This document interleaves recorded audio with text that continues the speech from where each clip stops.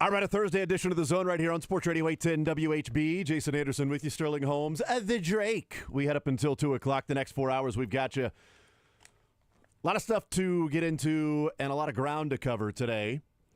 Tomorrow, Major League Baseball's, quote, second half starts. 12 games remaining for the Kansas City Royals. 14 days remaining from the Major League Baseball trade deadline.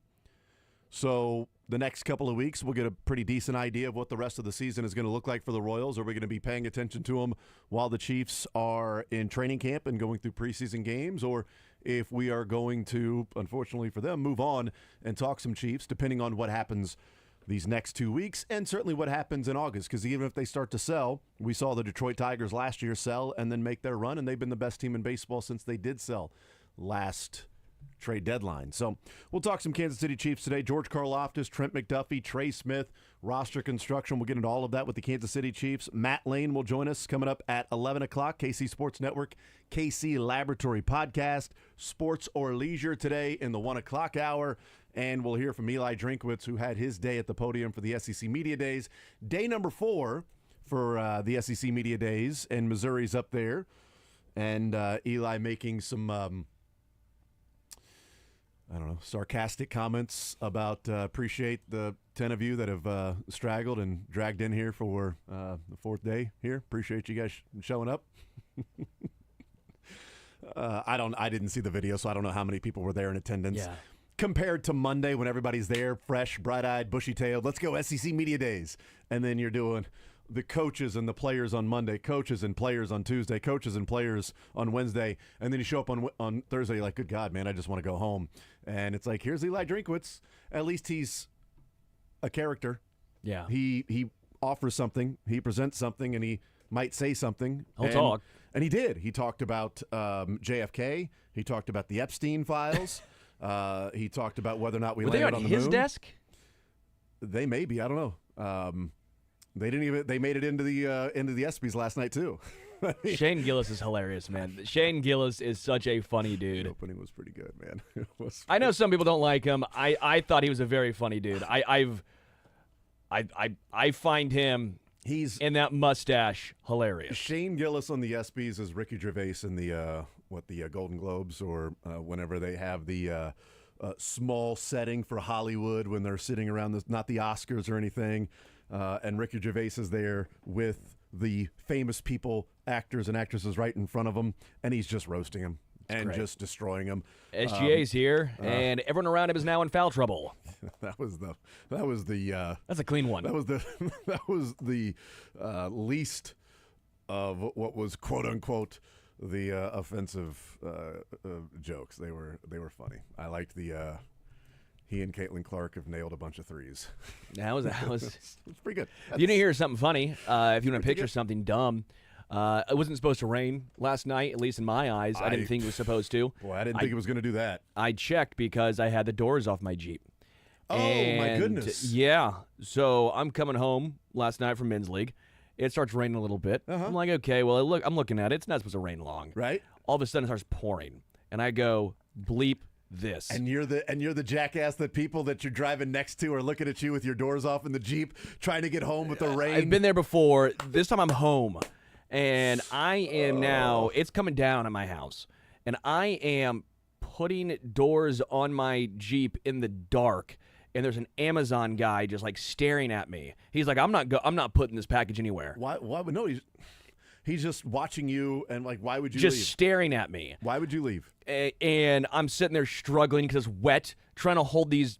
They're doors. They're car doors. They're not light. Yeah. And I'm holding these heavy doors as rain is pounding off me. And I eventually get these bad boys in. And I'm very glad I did because it came down even harder after that all night long.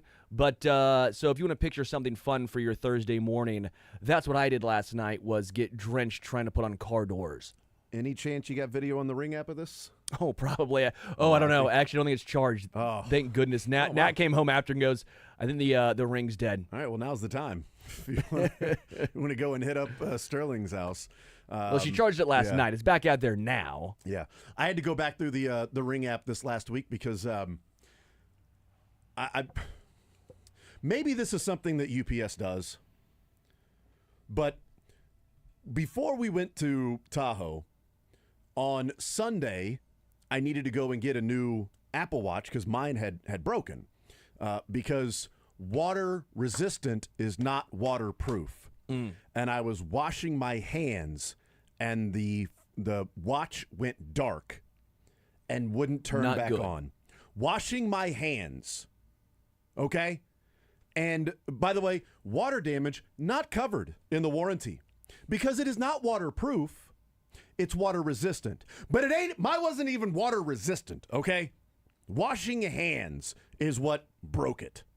And they're like, well, over time, like, do you have it on when you wash your hands? Yeah. What about in the shower? Well, if I'm out working in the dirt or working then I would like to clean the thing. But, it's water resistant. You said it was up to like 5 meters. Sterling, you learned what a meter was yesterday. Yeah, 5 meters is a lot of meters. 5 or 6 meters in depth or whatever. Like, I feel like I should be able to take a shower with it from time to time.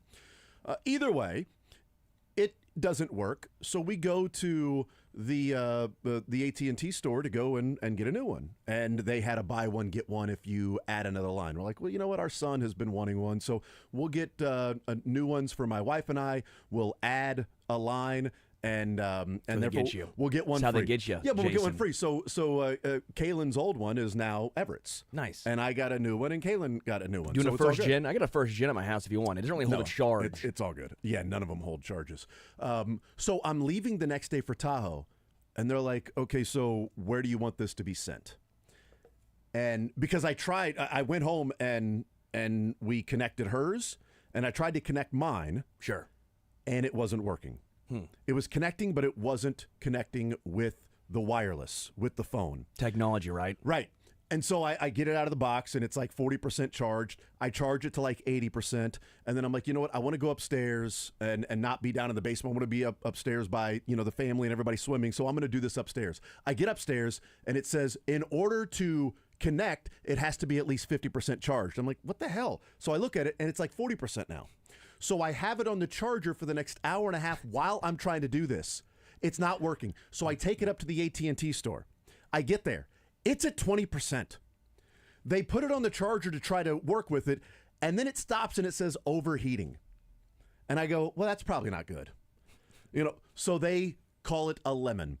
They say it was DOA was the way that they described this watch. Sure, and they handed you lemonade, right? I wish they did. And so they're like, this was the only one we had in the size and the color that you were wanting that fit with, this deal. And I'm like, okay, so now what I'm going to do is I'm just going to take my wife's old one, because her new one has already been connected. The old one I was going to give to Everett. I'm just going to take her old one and connect it to my phone so I can be in Tahoe and use it, because my phone may not be around me while I'm doing interviews, and if somebody texts or if Dylan or you text or something. We kept saying break. Right, I can see it on my on my watch. I ignore that anyway. When I see the break, I'm like, oh, I don't care. What broke? Why are you telling me to break? I don't get it. What is this break thing? I'm not sure. The watch already broke. You're a grinder. I'm not going to break. I'm not tired. No, I'm not tired. I'm not going to take a break. They gave me 4 hours. Use it. You know what I mean? Like, I'm not trying to come in here and half-ass, half-time, part-time this thing. And so I need it for Tahoe. So that's the way we went about it. So I go and return it. They're like, it's a lemon DOA. We need to send one in the mail to you. I said, okay, how long is it going to be? They said, well, we don't really know. I said, well, the family is going to be here in Louisville for the next week, and I'm going to be in Tahoe. So if it's going to be the next couple of days, I'd like it to be shipped here. They're like, well, we don't know. I said, well, if you don't know, then I need it to be shipped to Kansas City, because I'm going to be back there on Friday. Sure. And this was Sunday. And they said, okay, we're going to ship it to Kansas City. Tuesday, knock on the door. A signature is required, by the way. Oh, nice. So UPS signature required. I see it on the Ring app, and I'm like, well, I ain't there. And if I'd Could known you it talk to them through the Ring? Yeah, I wish I was on the air. I was getting yelled at to break. Okay, so I can only talk to one person at a time. In fact, they did show up at 10:30 all 3 days. Wow, 10:30 nice. all 3 days. Well, now I feel bad for the guy delivering it, because it's not his fault. I don't. So on 10:30 at 10:30 on Tuesday, they show up, knock, nobody there, put the little sticker on the door.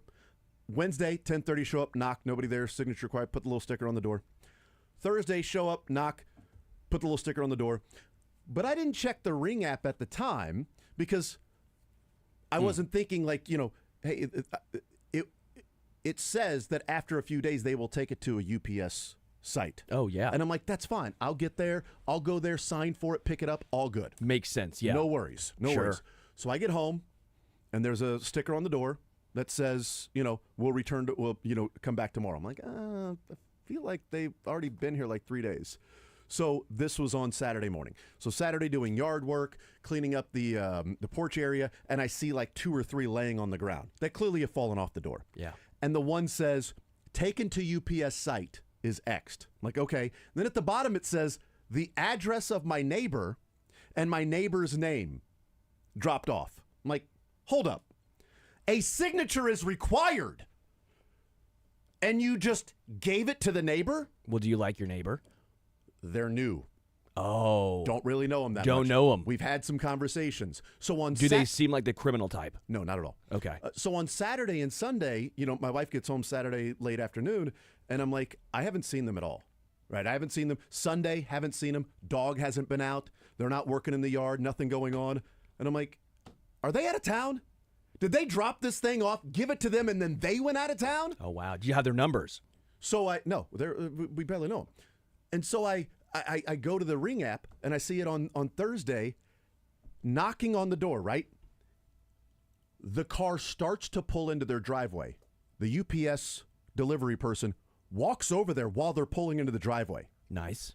You don't know that they live there. You didn't go and knock on their door to give it to them. They got out of the car, and she handed it to them. Well, it's Christmas. And took in the July. name, and then came and stuck the... If that person was turning around in the driveway... Imagine that you're turning around in the driveway. You got a free watch. Like, that's not how it's supposed to be, right? It's supposed to be taken to a UPS site, not just handed to the first person that pulls into a driveway near the house when a signature is required. This person, did they sign for it? If they signed for it, it wasn't me at my house. Luckily, yesterday we get the watch. Well, speaking of signatures, I'm glad that Trey Smith signed. Good God. You brought it up. I can't wait to watch him this year. He's the apple of my eye. I don't like. Is that common practice? He'll be neighbors with Creed Humphrey. Randomly give it to somebody that pulls into a neighbor's driveway, and you just hand it to him. He may have a signature is required. It's clearly important. Speaking of new neighbors, he might have a new neighbor on the right side of him this year. I'd rather them put it on the porch rather than give it to somebody that they don't know that lives there, next door neighbor. We might hate that neighbor. He's got a great porch. Thank you, Sterling. Either way, I got it yesterday, so that's good. Paving driveways or paving roads, because you can run behind Trey Smith. He's paving the way for you. Kicking wing to kicking What ass. can Trey Smith do for you? Well, I don't know what he can. Well, we'll see. He can make a lot of money, though. I know that. So, anyway. The Ring app. Good call. Good call. I don't know. Maybe that's common practice. Maybe they just willy-nilly just hand it off to neighbors all the time when a signature Would you throw a penalty required. on him? I would, yeah. Yes. Was he the Juwan Taylor of drivers? Yeah, she was. Yeah. She showed up a couple days and then decided, you know what, kind of done with this. I'm not going to actually take it back to the UPS center where it actually goes. I'm just going to hand it to some random person. All right, there we go. 913. We got that out of the way. Let's mark that off the format. Sterling talks doors on Jeep. Ring app. UPS signature required, yet just given to random person. 913-912-4810 is the text line if you want to be a part of the show, or you want to just randomly grab stuff that's given to you from your neighbors, or even if you maybe don't live in that neighborhood, you just randomly see a UPS driver and just turn around in a neighbor's driveway. You might be given stuff, apparently. Speaking of signatures, Broncos reach deal with first-rounder pick Jahdae Barron. I know, 2 days ago. We'll see if Shamar Stewart ends up signing his. They reached an agreement with him before I even got my watch. Anyway. Von Miller is signing a one-year deal with the Commanders. The Commanders. I would command them to not just give it to a neighbor, to actually have a signature required. Get the signature from the person. You could have just left it on the porch there over those 2 days. All right, 913-912-4810 is the text line to join us. We will hear from Eli Drinkwitz coming up at noon. He had his press conference today, meeting at the SEC Media Days. Again, Matt Lane and Sports or Leisure. The cornerback list at ESPN, this is important because, or at least it's of note, because yesterday we were talking about George Karlaftis and Trent McDuffie. Since Trey Smith signed his deal, the Chiefs have $20 million in salary cap space. What are they going to do with that salary cap space? Now, it's not a use it or lose it. You can roll that salary cap space over to next year. So if they have plans for something next year, they can certainly use it in that way. But we talked about Karlaftis and Trent McDuffie.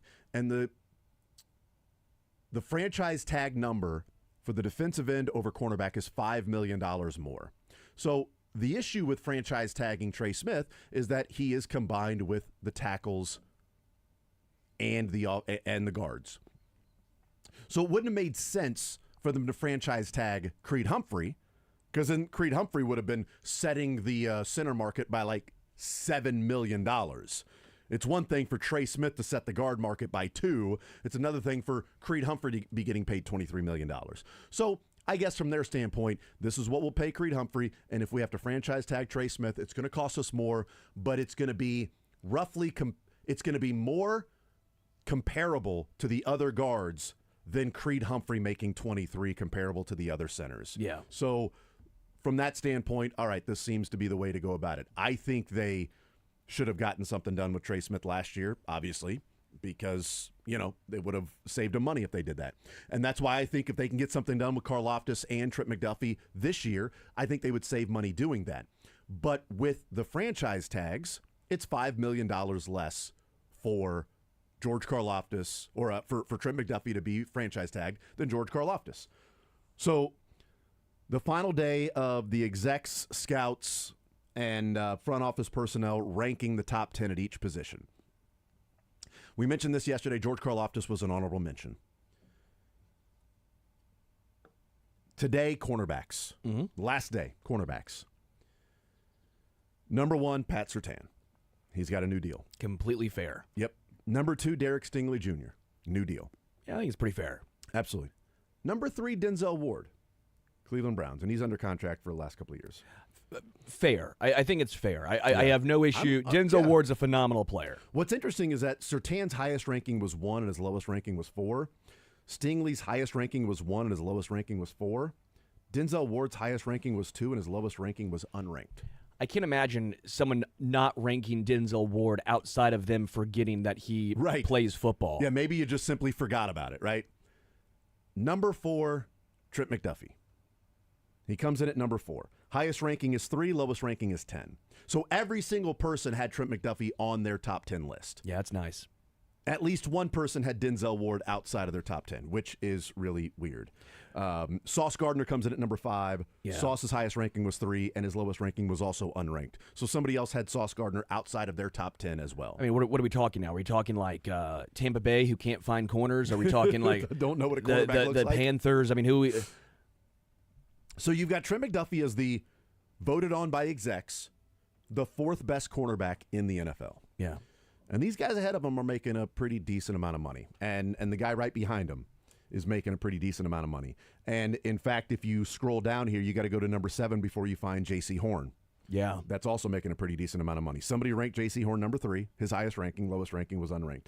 By the way, Christian Gonzalez comes in at number 6. Which I've been a huge fan of, and I've talked about perpetually. I think Christian Gonzalez is, one, he's in New England, and they're not good, so you don't hear about him. But he had the highest ranking as someone ranked him number 1. Yes. And I'm actually not that surprised, like a little surprised, right? Only 3 guys got a first-place vote. And Christian Gonzalez is one of those guys, also a Washington guy, if I'm not mistaken, him and McDuffie. I think I got to go back and check that. Christian Gonzalez, did he go to Washington? I might be wrong. I thought he. Oregon. Yeah, Sorry, okay, Oregon. I knew it was in that vicinity.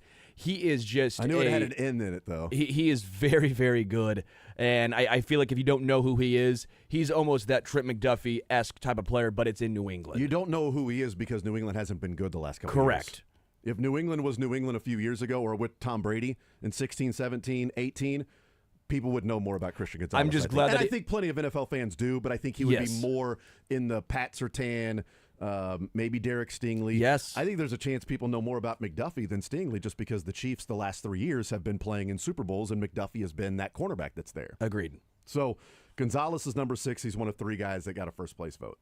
So McDuffie comes in at number 4. What they write about him is elite instincts to key and diagnose, understands all the leverages you need to play within the play call, an NFL coordinator said. He has movement and strength to defend smaller players and enough speed and leaping ability to defend bigger players. Strong tackler, complete player.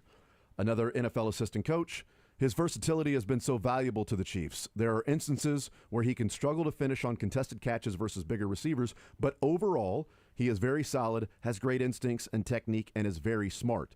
An NFC executive said he does give something up to bigger receivers, but he literally does everything else so well, I don't knock him for that. So it's interesting what is still being talked about with him was one of the knocks coming out of Washington in the draft, and what stood out as sort of an anomaly, an outlier for the Chiefs and the profile that they want of their cornerbacks. It is not Trent McDuffie in terms of size and measurables. It's Trent McDuffie in smarts and tackling. Coverage skills, certainly technique, willingness to tackle, ability to blitz, and really, really smart on defense. All of those things match the profile with the Chiefs.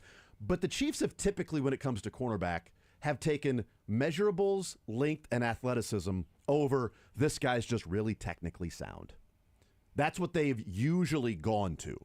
Trent McDuffie was different, which I think is fascinating because the technically sound that isn't as big, not as long of arms, maybe can struggle with the bigger receivers, but does everything so well, has been one of the best cornerbacks in the NFL. Yeah. So I don't know if that changes the Chiefs' mindset. Noel Williams isn't necessarily a Snead or a Joshua Williams or the length and crazy athleticism that just pops off the charts, because Snead and Joshua Williams were not necessarily clones, but they were close to each other in terms of length and athleticism, that combination. It was like, okay, I see what they're doing with Josh Williams. He's raw, played at a lower level, and development could be L'Jarius Snead, who played safety the last year at Louisiana Tech, but he was raw, long, and just simply athletic freak. Well, it was and like Josh Williams is that. The guy they drafted last year in the 6th round from Tennessee, who did not make the roster. Right. That's right. He was almost in the same mold, too, because he may have been 6'2".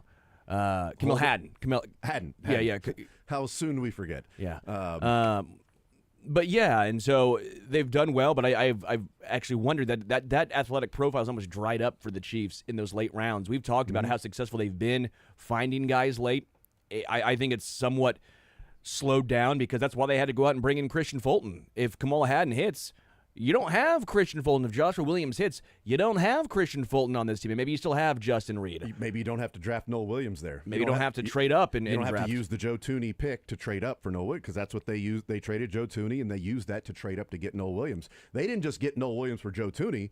They got Noel Williams with their original pick and Joe Tooney. Yes. To get Noel Williams. And so it's interesting. Two of the players we've talked about, they're not the best athletically gifted guys, the most athletically gifted guys, but the McDuffie and Karlaftis. The knock on Karlaftis was more or less that. But I even said going into the draft, I love players like that who you can project a really solid floor, though, because sometimes they can surprise you. McDuffie has surprised with his physicality and ability to play better against bigger guys. Karlaftis, I think, has surprised people by his, maybe, I don't want to say lack of bend, but his still explosiveness for a guy who was not labeled explosive. You look at the guys who were drafted around Karlaftis, guys I think people wanted the Chiefs to draft. Karlaftis has had the most success out of all those guys, and he was maybe the least athletic of those guys. Sometimes draft the better player. It's almost like Will Campbell. You know, I know the arm length isn't quite He's T-Rex, but you have all the success. I think sometimes we get so caught up in the measurables and the combine and all this. Sometimes production, that still reigns true. We'll continue talking about this. 913-912-4810. We'll take a timeout, come back. I want to look at Trey Smith. I want to look at Trent McDuffie. We'll look at George Karlaftis as well. Trey Smith, where he was ranked one with the NFL executives, and a guy that we had on after the Chiefs drafted Josh Simmons, Brandon Thorne, Trench Warfare, huge fan of his. He does a great job studying and talking about offensive linemen. What he thinks of Trey Smith, I think, is pretty fascinating. We'll talk about that as well. Matt Lane joins us at 11 o'clock. We'll get into some clips from Eli Drinkwitz. We'll talk a little Royals along the way. Sports or Leisure, more Zone next.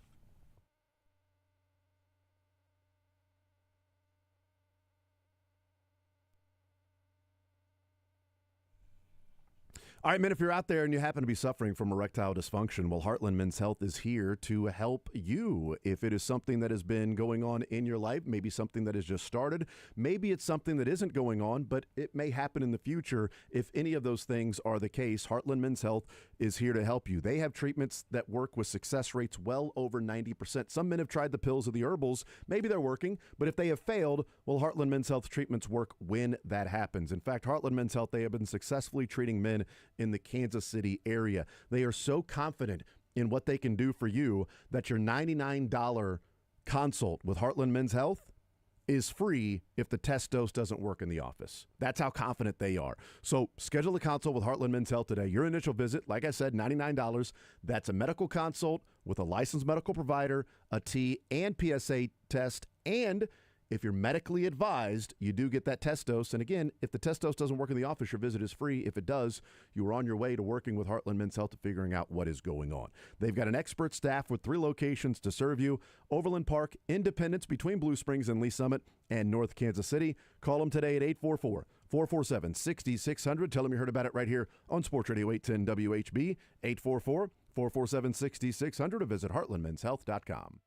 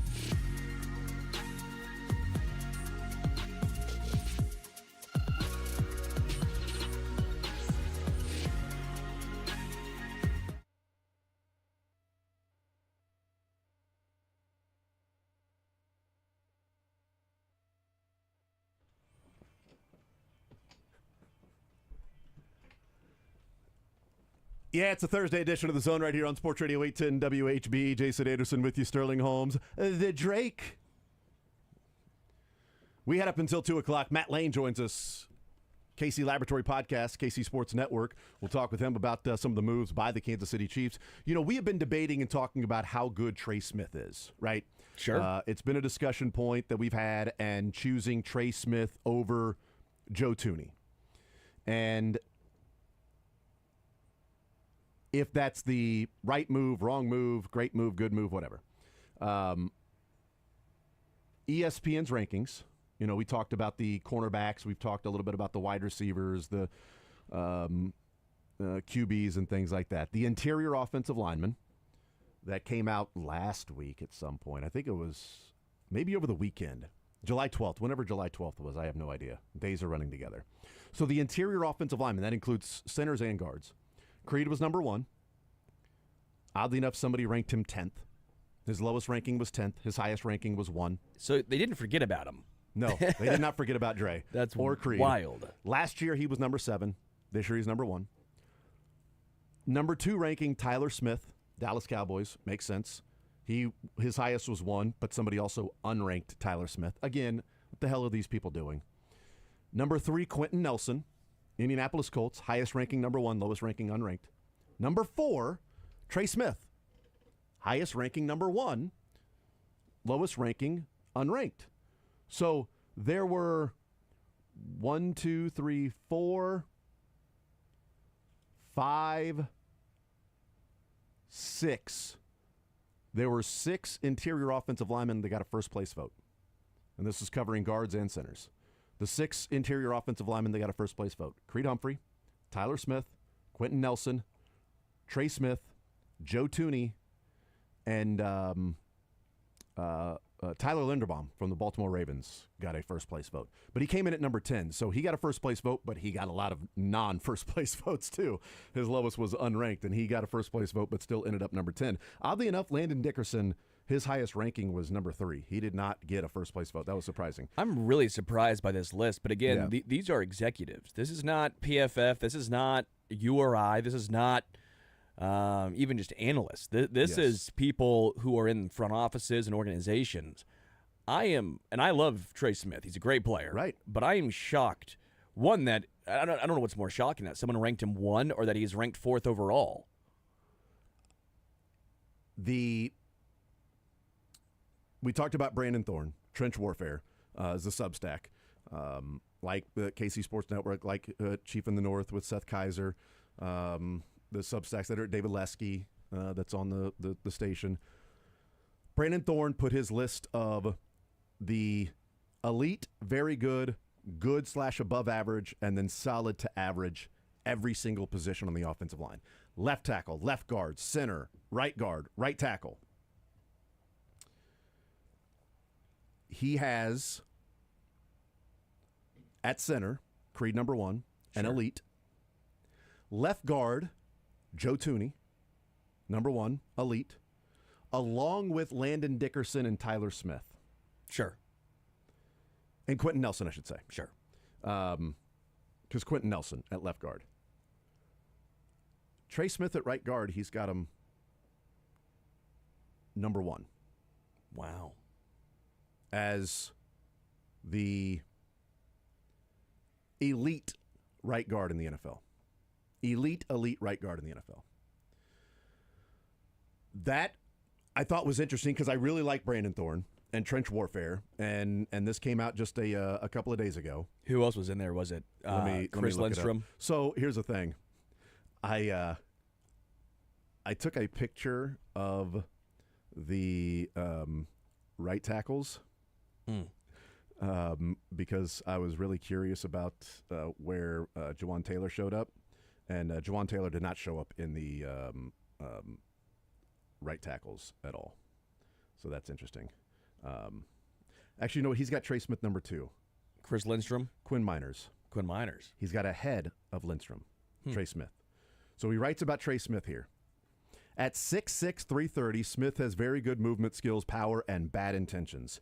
He, in many respects, is the prototypical guard and the ultimate enforcer. Smith is also extremely durable, having missed just one start over his first 4 seasons, including nearly an additional season's worth of games just from the playoffs. This past season was Smith's best overall and earned him a much-deserved first trip to the Pro Bowl. He can still tighten up his strike timing and placement as a pass protector, but there is no doubt that he enters 2025 as a Tier 1 player and one of the most complete guards in football. And again, I really like Brandon Thorne. If there's an offensive line, it's Brandon Thorne and Duke Manyweather. Mitchell Schwartz, who's doing more in the media, he talked with The Athletic about what the offensive line needs to do for Patrick Mahomes and the offense to get back to the bigger downfield plays, more explosive plays. That was a story that came out yesterday in The Athletic, and Mitchell Schwartz was the person they talked to. But I thought it was pretty interesting that Trey Smith behind Quinn Miners as the second best right guard. Quinn Miners, by the way, came in at number 8 for the Denver Broncos in this list. His highest ranking was number 2. And then, Lindstrom was behind Trey Smith as a right guard. So NFL execs, front office personnel, and scouts have Trey Smith as the 4th best interior offensive lineman and the number 1 right guard, because Nelson and Tyler Smith are left guards and Creed is a center. So they have him as the number 1 right guard in football, and Brandon Thorne has Trey Smith as number 2 right guard in football. PFF has Lindstrom 1. Agreed. Yeah, and they're all in this category. I guess PFF has Trey Smith as like the 19th. Best pass blocking guard. Which I find interesting, because these are the people who are more. I don't want to say PFF's not in the know, but execs would know more. I guess that would make me you believe. Would think, but who knows? Yeah, you never know. And I guess that would also make you believe too. Does that mean there's I don't want to say a schematic difference between the two, but is the scheme not the best fit for Trey Smith? As great as he's been, if everyone thinks he's this good, right? If the execs think he's this good, would he look better on the Lions, for example? That's a great question, because I think we look at it, certainly I do, a lot through the lens of pass protection. Correct. Because of this offense. Agreed. Where the Chiefs and others around the NFL and Brandon Thorne look at it from an overall right guard, and the fact that the Chiefs build their run game around Trey Smith. Sure. They don't just have a run game that Trey Smith works within. A good portion of their run game is around what Trey Smith does. Pulling, running behind him, counters, whatever it is. They use Trey Smith a lot. And so they view him that way. And if you are going to have a more efficient offense, maybe it's Smith, maybe it's Mitchell that adds that explosion. Maybe Pacheco coming back from an injury. Trey Smith is a part of that. He's a part of that offensive running game. Joe Thuney, a superior pass blocker, maybe the best pass blocking guard in football. And Trey Smith is a superior run blocker. But is he a better overall guard, pass blocking and run blocking combined with Joe Thuney? I would say no. But again, the bet is on Trey Smith as an ascending player and Joe Thuney a descending player in terms of age. We'll see. Which is really funny, because I remember this conversation vividly last year. I tweeted so many times, and I noted this every single week. The Chiefs, when they ran short yardage situations, were brutal going left. And they would always, not always, but the majority of the time pick it up going right, but they kept running left with Pacheco. Did it feel like they were running left way too often, man? And I remember, and so I'm glad I just looked it up, and I go, okay, I have so many tweets talking about last year specifically going, stop running left, especially with Pacheco, run right with Hunt, or just run right in general. And at least, again, the eye test and all the, my remembrance was when they ran behind Trey Smith, they picked it up. And so that should be, again, maybe that is a schematic difference of, well, Trey Smith's getting the push right. Yeah. Keep running right. Stop running left. But Andy or Nagy or whoever it was kept running left, and they were unsuccessful. There were holes right, but they were kept, I guess, not using it. Yeah. By the way, there were 4 left guards, according to Brandon Thorne, that are listed in the elite category. Thuney, Nelson, Tyler Smith, and Landon Dickerson. Sure. There were 3 elite guards in right side, according to Brandon Thorne, and that is Miners, Trey Smith, and Lindstrom. Yeah, makes sense. As far as right tackle is concerned, because I wanted to look at that as well for Jawan Taylor, 2, 4, 7, 8, 9, 10, 11, 12, 13, 14. The top 15 he lists, and he puts them in categories of elite, very good, good, above average, and then solid/average. Jawan Taylor shows up in nary of those categories, according to Brandon Thorne. So Brandon Thorne is sort of in the opinion of a lot of Chiefs fans when it comes to Jawan Taylor and how good of a player he is. We'll take a timeout. We'll come back. We'll continue rolling. More Zone next.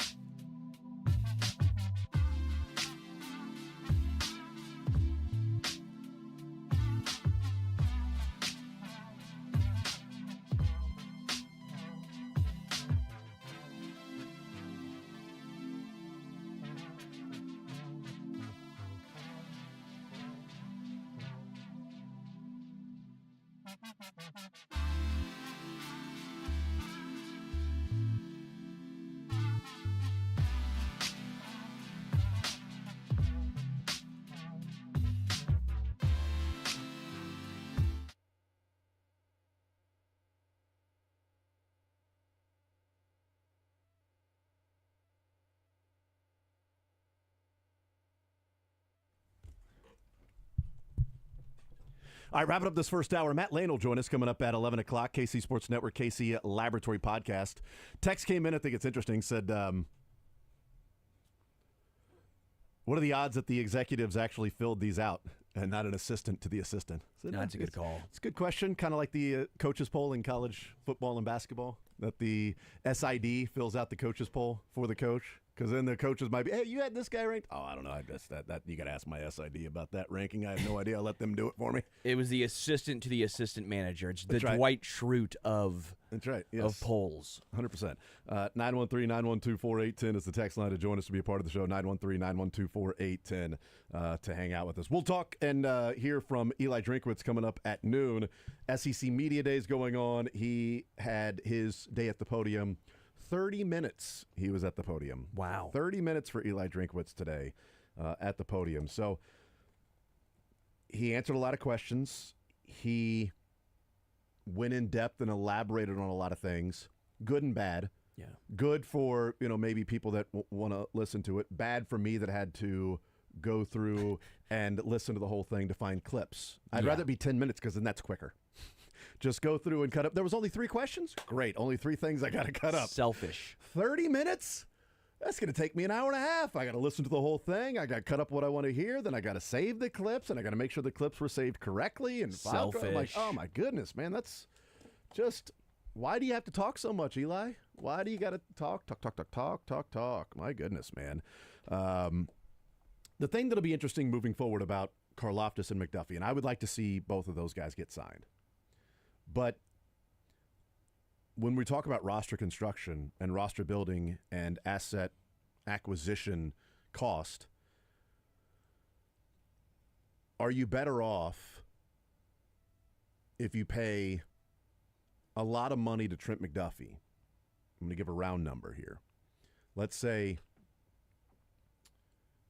Trent McDuffie you give $25 million to. Oh, I think he's more than that. But I'm just giving. Let's say 30 then. I think it's That's 30. fine. Let's say 30. What are the what's everybody else getting? I don't know. Stingley's 30. Stingley's 30. Sauce Gardner's 30. Let's just round up and say 30. Let's just say you give him $30 million. Are you a better team with Trent McDuffie at $30 million, or 3 different cornerbacks making $10 million each? Like so 3 Christian Fultons. 3 Christian Fultons or 1 Trent McDuffie. Now you've got Christian Fulton too, but you've got Christian Fulton because you're only paying Trent McDuffie 4. So Christian Fulton and McDuffie combined are 14. Yeah. So now you're talking about doubling that for 1 player in McDuffie that's already on your team. And boy, you'd better you'd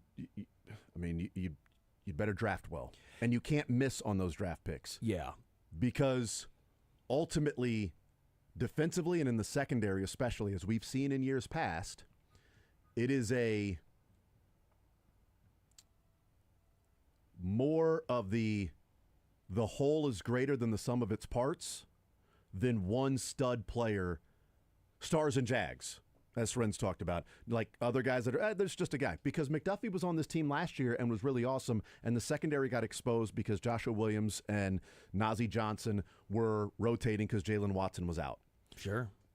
So the question would be asked, are you better off with Karlaftis having that money as a defensive end because you need at least one, because that one defensive end, what Chris Jones does for everybody else, Chris Jones creates mismatches for other players even though he may not be the one that's getting the sacks and the pressures. That doesn't happen with cornerbacks. Yeah. I mean, you can have a cornerback that's out there, but he's not going to then make the cornerback on the other side even better because now guys are running their routes. And if that guy isn't all that good, then same thing certainly with defensive ends. But Chris Jones has done a lot for the defensive line, and that could be the case as to why you wouldn't give money to George Karlaftis. But the secondary, if you're giving money to Trent McDuffie, then Christian Fulton's got to be good, and Noel Williams needs to be good, and you got to decide whether or not you're going to give money to Jalen Watson moving forward. I think it's a real question for those in the secondary of $30 million for 1 player, or 3 different players making $10 million at the cornerback spot. And I think what's so hard is then that guy cannot get injured. Right. And it's such a hard game to play in the NFL where injuries persist because L'Jarius Sneed happened and the injuries were numerous. And when you're not playing for Tennessee, it doesn't matter how good you are if you're not on the field. And it makes a bigger difference if you're getting paid that much money versus if you're getting paid $5. That, to me, is always the biggest thing when you start paying guys elite money is not even just production. It's you got to stay healthy. And Trent, so far, for the most part, has been fairly healthy. Yeah. After his rookie year with the hamstring, he's been pretty good. He's been out there. So We'll talk with Matt Lane about a number of different things as the Chiefs just 3 days away from reporting.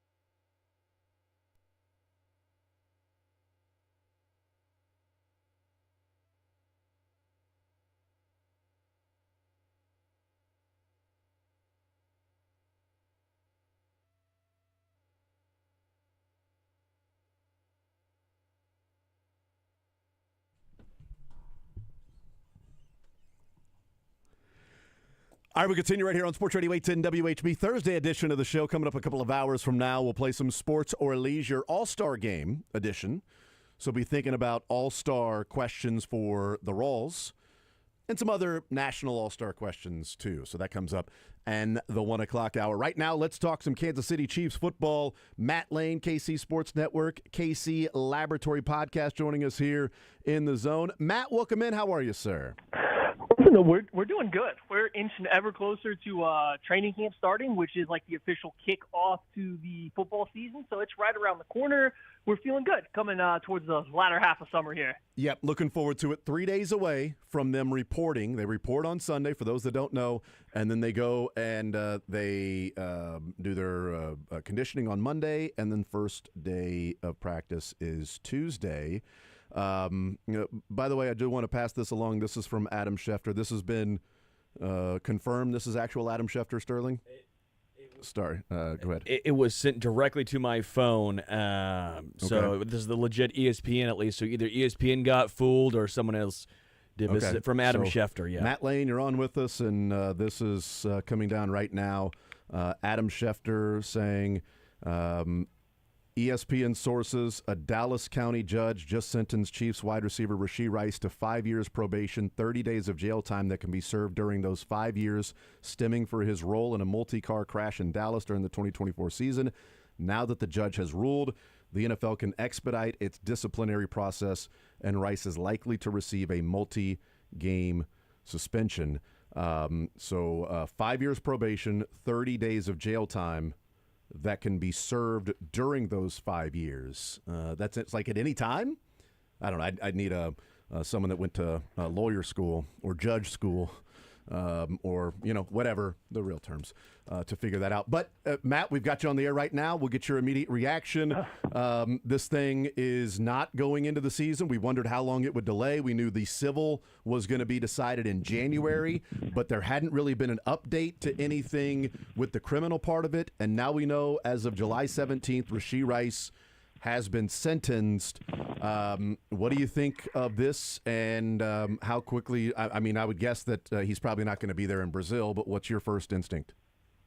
Yeah, I'm a little confused or shocked because it seemed like everything that we had heard lately this summer and even in the spring kind of leading up to it was we were still a ways away from getting some kind of verdict coming down in any way, shape, or form, and it looked like a lot of people were talking about it trending towards there being no suspension at least this year, and to, if at all, and then now just kind of out of the blue, it seems like this news comes out from Schefter and the courts in Dallas. And so, you're going to start it with like the legal stuff, like you were saying there. Need somebody way smarter than me when it comes to legal things to, figure out what exactly is going on with all of this. But that is definitely quite the curveball here coming for the Chiefs right before they're starting camp in a couple days. If you're guessing right now, are you on the 2, 4, 6, 8 suspension number of games for Rashee Rice? Is there a number that stands out to you that maybe is more likely than not that you're thinking of how many games it may be for Rashee?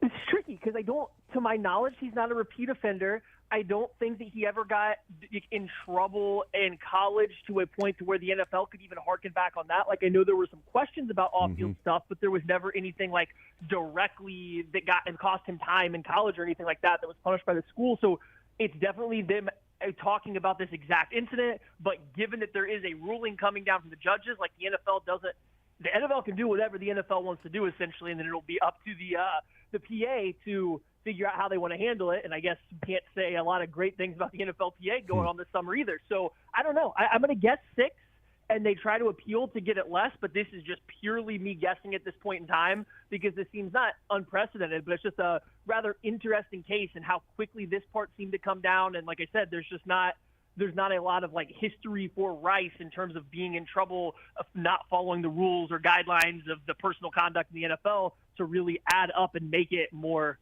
significant, I guess. Yeah, that was my first instinct is 6 and appealed down to 4, or 6 and they try to appeal. Maybe it gets appealed down to 4, or maybe they come to an agreement and say if you do not appeal, we'll give you 4, and you'll just serve those 4 games. I don't expect it to be 2 because the video is there, and I don't think it'll be like, an 8-game suspension or anything like that. Adam Schefter also tweeting out, Rashee Rice also received deferred adjudication, so if he completes his probation successfully, the case will be dismissed. It's fine, good for him. But as far as suspensions go, Seth Kaiser tweeting out how this all went down without anyone ever seeing a criminal court file is incredible, but there it is, 5 years probation, 30-day probationary jail sentence. So we'll see. But yeah, my first instinct is 4 to 6. Maybe it's 6 and he appeals to 4, or maybe there is a 4-game suspension and they come to an agreement that there is no appeal. You sit out the 4 games, and then you can return. This whole thing is behind you, and you'll be there for that Monday night game against the Jags on October 6th. Yeah, and I think from the Chiefs' perspective, it's we're going to, obviously, based on this, assume that there is a suspension coming. I think we're going to have to assume it's multiple games, whether that's 2, 4, 6, 8, whatever it is. And if you're, as a Chiefs fan or probably the organization, if you're not going to be able to push this out to next season of any kind, you'd probably just rather it happen at the beginning of the year. Yeah. I don't think you would like to deal with this in the middle of the season. So I do know the NFL in these situations usually does, let a little bit of time pass. I think Matt Derrick had tweeted out, 60 to 90 days roughly after they get rulings come down is when the NFL likes to come in. But I just wonder, with as much time as they've had to look into this case over the past year now, and just everything that's gone on, if they can't get to that decision quicker. And like I said, as a Chiefs fan or the organization, you would probably assume they want to hit the ground running and have the suspension be in effect to start the year, so they have all of training camp and the preseason to prepare for that happening. 100%. I'm with you. And then, you would go through the preseason, you go through the preseason games, you'd go through training camp and the practices, and then on, September 5th, he wouldn't be around the facilities until September 29th. And then he can return if it's 4 games. Sorry, however many games. If it's 4 games. And by the way, let's talk about it from this standpoint. What do you think the impact then? We know what it looked like last year without Rashee Rice. Let's just play a hypothetical that it's 4 games. If it's 2, hey, great. But if it's 4, that means he'll miss the Chargers, the Eagles, and the Ravens game. If it's 4 games, what's the impact there offensively for this team if Rashee Rice is not there for those 4? And if he only misses 2, it's still the Chargers and Eagles that he'll be missing. Yeah, I'm sorry. I'm still trying to read through everything that's coming through. I know. Yeah, we're doing it in real time.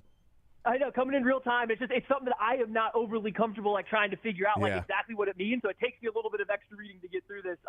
But yeah, they'll come in, they'll start the year. So compared to last year, where they lose Rashee Rice they lose Hollywood Brown to start the preseason. They lose Rashee Rice early on in the season. I believe it was 3 or week 4 there, where he gets hurt and they have to change on the fly. At least this year with the Rashee Rice news, they can know that going into training camp. You have that whole time, that whole period, I guess, to get ready and prepare yourself to be without him. Whereas I do think last year they had just started to turn the keys over of the offense going through him to him. It's from Travis Kelce. Then he gets hurt and they have to make that adjustment on the fly after spending all of training camp making Hollywood Brown a key part of their offense, which he then gets hurt and they have to change on the fly. So they at least have a little bit better timing to handle this. They have to assume that a suspension's coming at some point in time, whether it's the beginning of the year or not. So I would expect the Chiefs to be in a better position to handle a loss of Rashee Rice right now. Unfortunate for him and the team. I think that, he was probably primed if he was healthy to have a really good season this year. I thought he looked great last year. It seemed like he was healthy, so I was feeling real good about it. But now it's just a lot of pressure on second-year Xavier Worthy, Hollywood Brown to stay healthy. These guys are going to have to be able to, hold it down in the meantime. And they made it to the Super Bowl with only one of those 2 guys last year for most of the year. So I can't say it's, impossible. Well, I wish they would have suspended him the first 4 games last year. That would have been awesome. That probably would have been a little helpful, huh? Wouldn't have been out there against the Chargers, but things happen. Matt Lane is our guest. Okay, so we don't know the future of Rashee Rice, but we do know the future of Trey Smith in Kansas City. He signs the 4-year contract. He has the extension. It's 3 years that are essentially guaranteed. It's 4 years of what was the salary cap number or the franchise tag number anyway. What do you make of the signing? Do you like that they are moving forward, that Trey Smith is their right guard, and the number that they landed on? Yeah, I mean, I think so. We've had a lot of time to discuss the Trey Smith saga and where this is going to go, and I think it always ended up on, hey, the Chiefs are going to have to make him the highest paid guard in the NFL, which isn't a problem. It's just he's good. He is good enough. He is in that upper tier of offensive guards that's always going to happen when you're due for a new paycheck. So we knew that was coming, and as soon as the Chiefs traded Joe Thuney, it kind of became just like a foregone conclusion that this was going to happen. The Chiefs, typical fashion, like to wait until the deadlines to make their deals, which is fine. It just made a little extra drama. So I can't say I'm surprised. I think it's a move they kind of had to make because you don't want to lose that continuity on both sides of Creed Humphrey this offseason, especially because you're probably going to look into trying to move on from Jawan Taylor in the next year or two at right tackle. So you want to keep as much continuity as you can. It all makes sense. I do think, though, it'll be a little hard for Trey Smith to provide surplus value on the contract that he's getting, and it's not anything to do with him as a player. I just think that Trey Smith is better in a run-first, downhill, power-based offense, and that's never going to be an Andy Reid offense. So I do think there will be times where he's going to be put into a pass-heavy game script, and that's just not his best version of himself. So I just think it might be hard for him to play like the best guard in the NFL year over year, despite being paid like it. Yeah, I'm with you. And Brandon Thorne, who I like a lot in trench warfare, he's got Trey Smith as the number 2 right guard, and in the elite category of right guards, there are 3 of them that he has listed. Joe Thuney, he has him as the number 1 left guard. There are 4 elite left guards, according to Brandon Thorne. ESPN front office execs, scouts, they listed Trey Smith as the number 4 interior offensive lineman overall, which would put him as the number 1 right guard because Tyler Smith and I believe Dickerson and then Creed were ranked ahead of him. So it's interesting because, Matt, across the league, like the NFL execs and scouts and Brandon Thorne and Duke Manyweather, they really believe a lot in Trey Smith. Why do you think there may be, and maybe there isn't a whole bunch of a disconnect from it, but I feel like nationally there may be a lot more respect for what Trey Smith does than maybe even locally if he's worth that money as what he does for the Chiefs. He's just a really tricky one here because I think if you could move Trey Smith into the Dallas Cowboys offense, into a bunch of these other offenses around the San Francisco 49ers, the Philadelphia Eagles, if you Lions. could move him into any of these teams that are going to run the ball more, get downhill, everything's going to be based on play action, and you're not going to be taking, so many just like pure drop back sets every single game, I think Trey Smith would look better. And then all of a sudden now all those qualms that we as Chiefs fans may have with Trey Smith, because we do see him just take pure drop back, true pass sets 20 times a week next to Jawan Taylor, who doesn't offer him a lot of help because that's not his play style.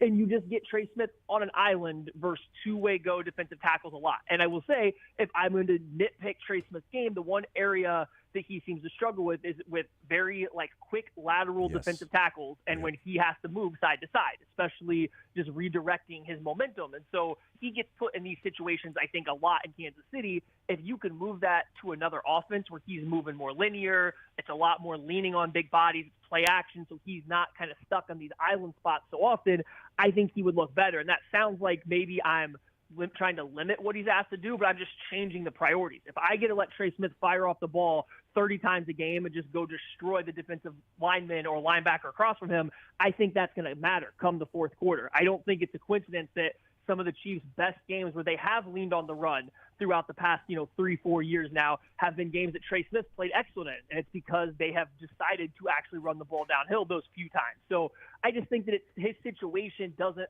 play to his strengths as well as some other guys that might be ranked ahead of him. And as Chiefs fans, we focus on those deficiencies a little bit more because we see them a little bit more frequently. Yeah, it's funny. I don't know if you were listening to the first hour or not, but that's exactly what we were talking about. That's why I threw in the Lions, because you were talking about different offenses, and we threw those offenses in there and then included the Lions. Like, if he's in that, the respect for Trey Smith might be greater even locally from those particular teams where we watch him in pass sets, and it's like, well, it leaves a lot to be desired because Joe Thuney was so good at pass protection, and we know this is a protect Patrick Mahomes at all cost. But I do think from the Chiefs' perspective, and the run game is important, but we see what the Chiefs do around the passing game. It's to me, it's like the Chiefs don't just use Trey Smith in their running game. It feels to a degree, Matt, that the Chiefs try to build their running game around Trey Smith. I would love for them to run behind him more often. I got annoyed at how often they ran left on short yardage situations. It seemed odd. It seemed like they were trying to trick the defense instead of just saying, you know what, let's go to the right behind Trey Smith. But it from the Chiefs' perspective, I think they look at it and say, one, he's an ascending player in pass protection, but we don't just use him in run game. We can build a lot of our run game around what he does as an enforcer, as a downhill blocker, as a road grader type guy. Yeah, and that's the big point, too. I want to make something else real clear, too, before we talk about the run game. Is I don't think Trey Smith's a bad pass protector. 100%, yeah. It's just, especially in Kansas City, where it is so much spread stuff, so much 5 receivers are out, and he's playing next to Jawaan Taylor, who this isn't a knock on Taylor, but he takes that early, really deep vertical set. So he's giving no help. This just puts Trey Smith in a rather difficult spot for a very athletic, but again, it's the lateral agility. So I don't think he's a bad pass protector. I just don't think that that's his strength. Whereas, like you're mentioning, it's the run stuff, and the Chiefs do. He is their weapon for the run game. He is the key part of their run game. Whether it is when they run left, they like to pull him. I think that is a reason they like to run left a lot, is they do like to use when they run power or counter. They like to have Trey Smith be the puller because he can clear out, he can dig out that defensive end. If he's the kick out block, if he's going to turn up and through the line of scrimmage, he's good at making contact at the second level. And when he makes contact, he is clearing out a bigger gap, a bigger lane. And they don't have the running backs with the best vision or the best anticipation. So I do think they utilize him as a puller a lot when they run left to help clear out and make the lanes a little bigger.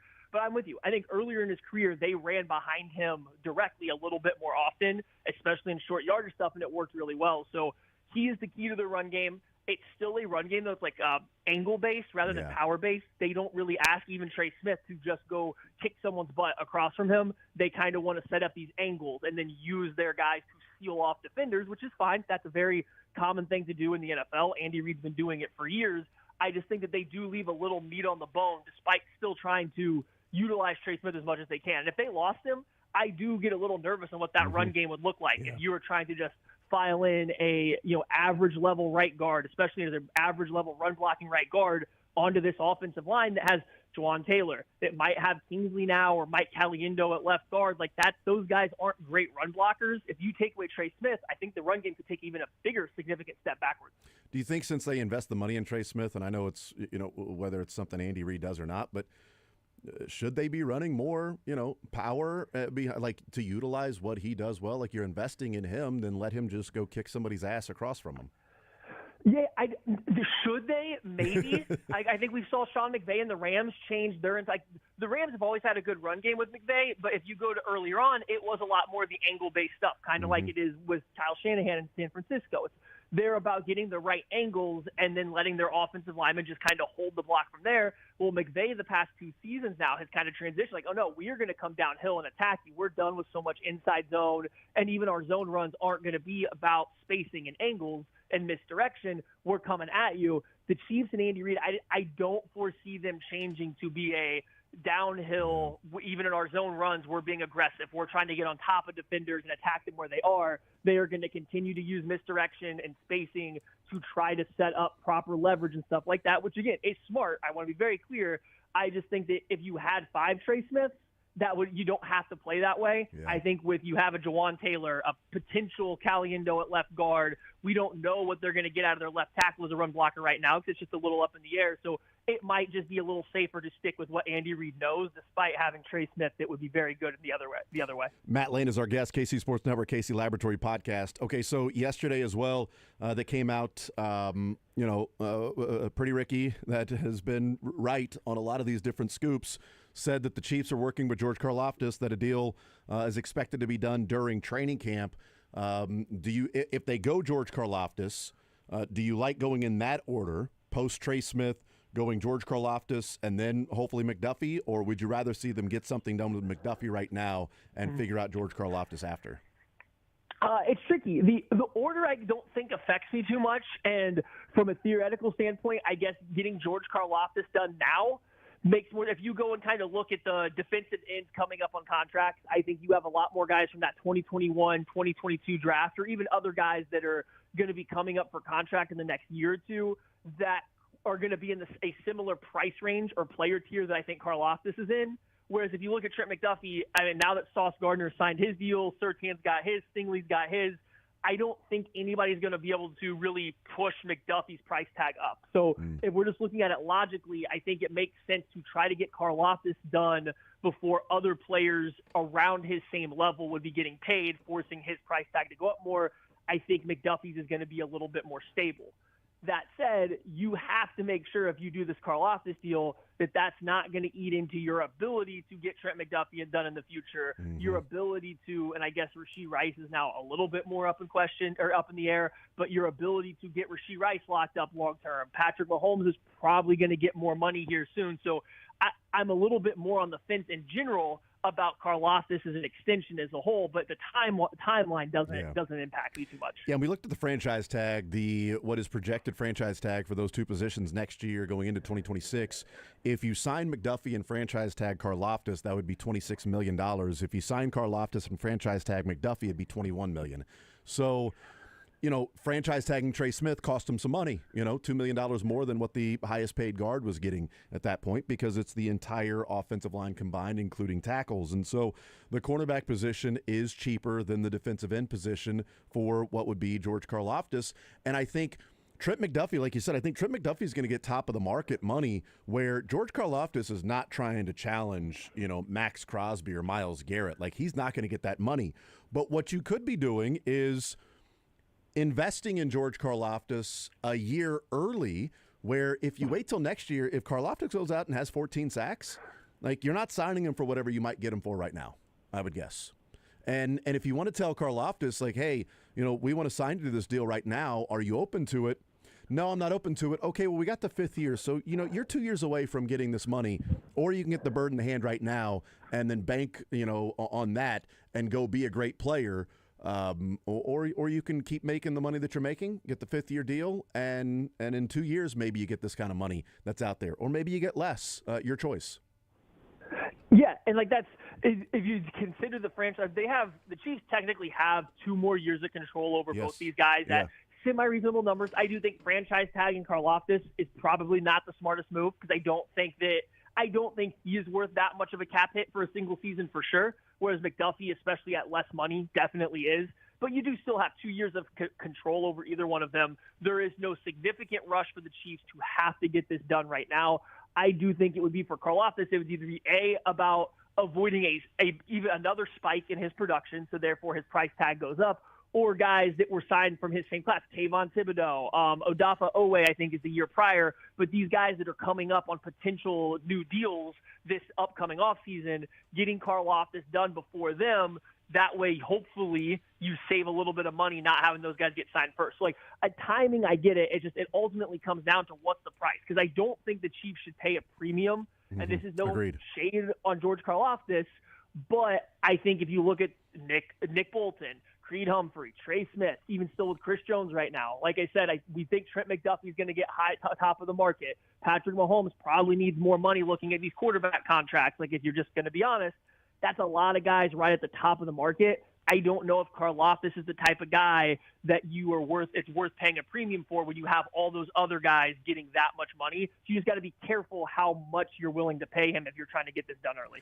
Should point out, I've talked about the franchise tag, and really it's not about the franchise tag. They've got the 5th year option on both guys, so I should look at the franchise tag in 2027. The 5th year option, it's also cheaper for McDuffie because of no Pro Bowler. So Karlaftis' 5th year option next year that's already on the salary cap for 2026 is 15.2, and McDuffie's is 13.6.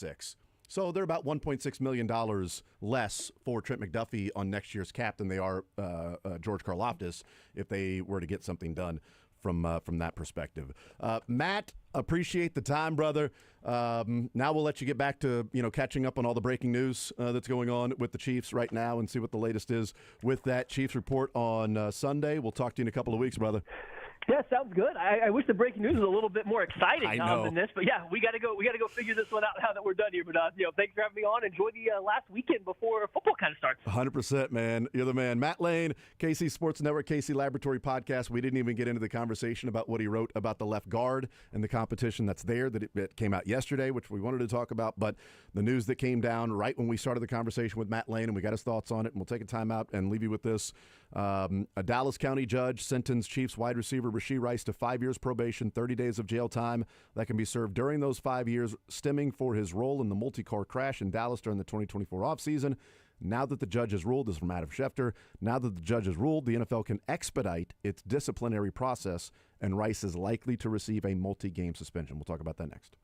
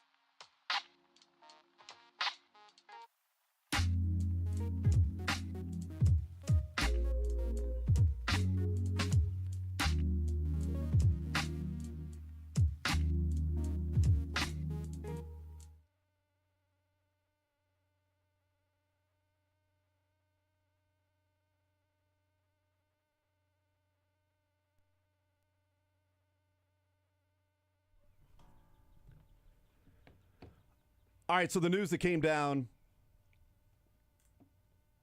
about 35 minutes ago or so,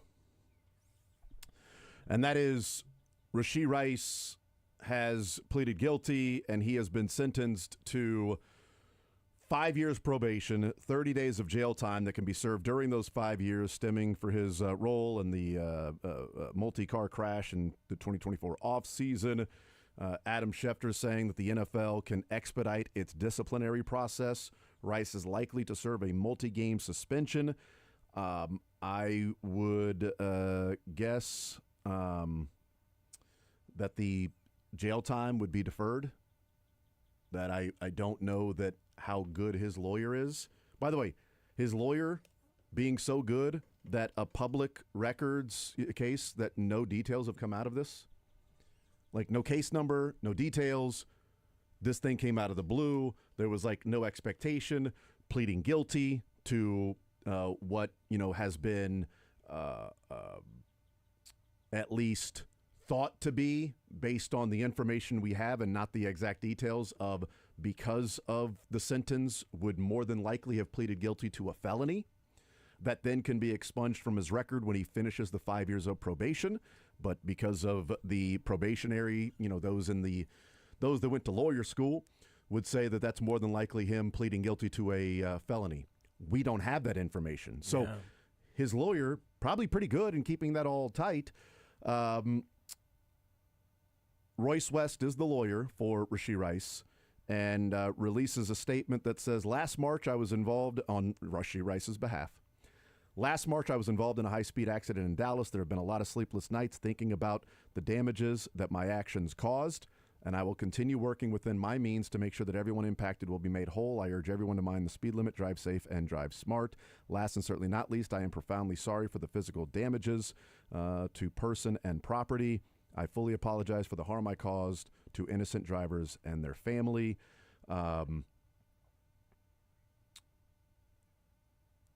The next steps will be a question of how quickly the NFL goes through their investigative process to land on a suspension for Rashee Rice. Matt Derrick says, quote, I've been told by sources in the organization the Chiefs believe Rashee Rice may get a suspension of 2 to 4 games. Whether that is optimistic, I can't tell you for sure. I'd say the Chiefs have been maybe hit and miss with how optimistic and what their expectations are of suspensions. They were dead on with Tyreek Hill and what they thought was going to be the end result of that investigation for Tyreek Hill. They did not think a suspension was going to happen. At least that was the feeling of things were going to fall in that favor once they had all the information in front of them. And the Chiefs were saying, no, once everybody else gets the information, you're going to see that this is not what it's being portrayed to be. They still drafted McCole Hardman because you never know. So they were right about that. But remember 2 years ago, the Chiefs were taken aback and they were caught off guard by Charles Omenihu. They knew he was going to be suspended, but they did not think it was going to be for 6 games. And the Chiefs were pretty confident it was going to be like 2 to 4 games that Omenihu was going to be suspended. Andy Reid said, I went back and found the quote from that was they were already in training camp at that point.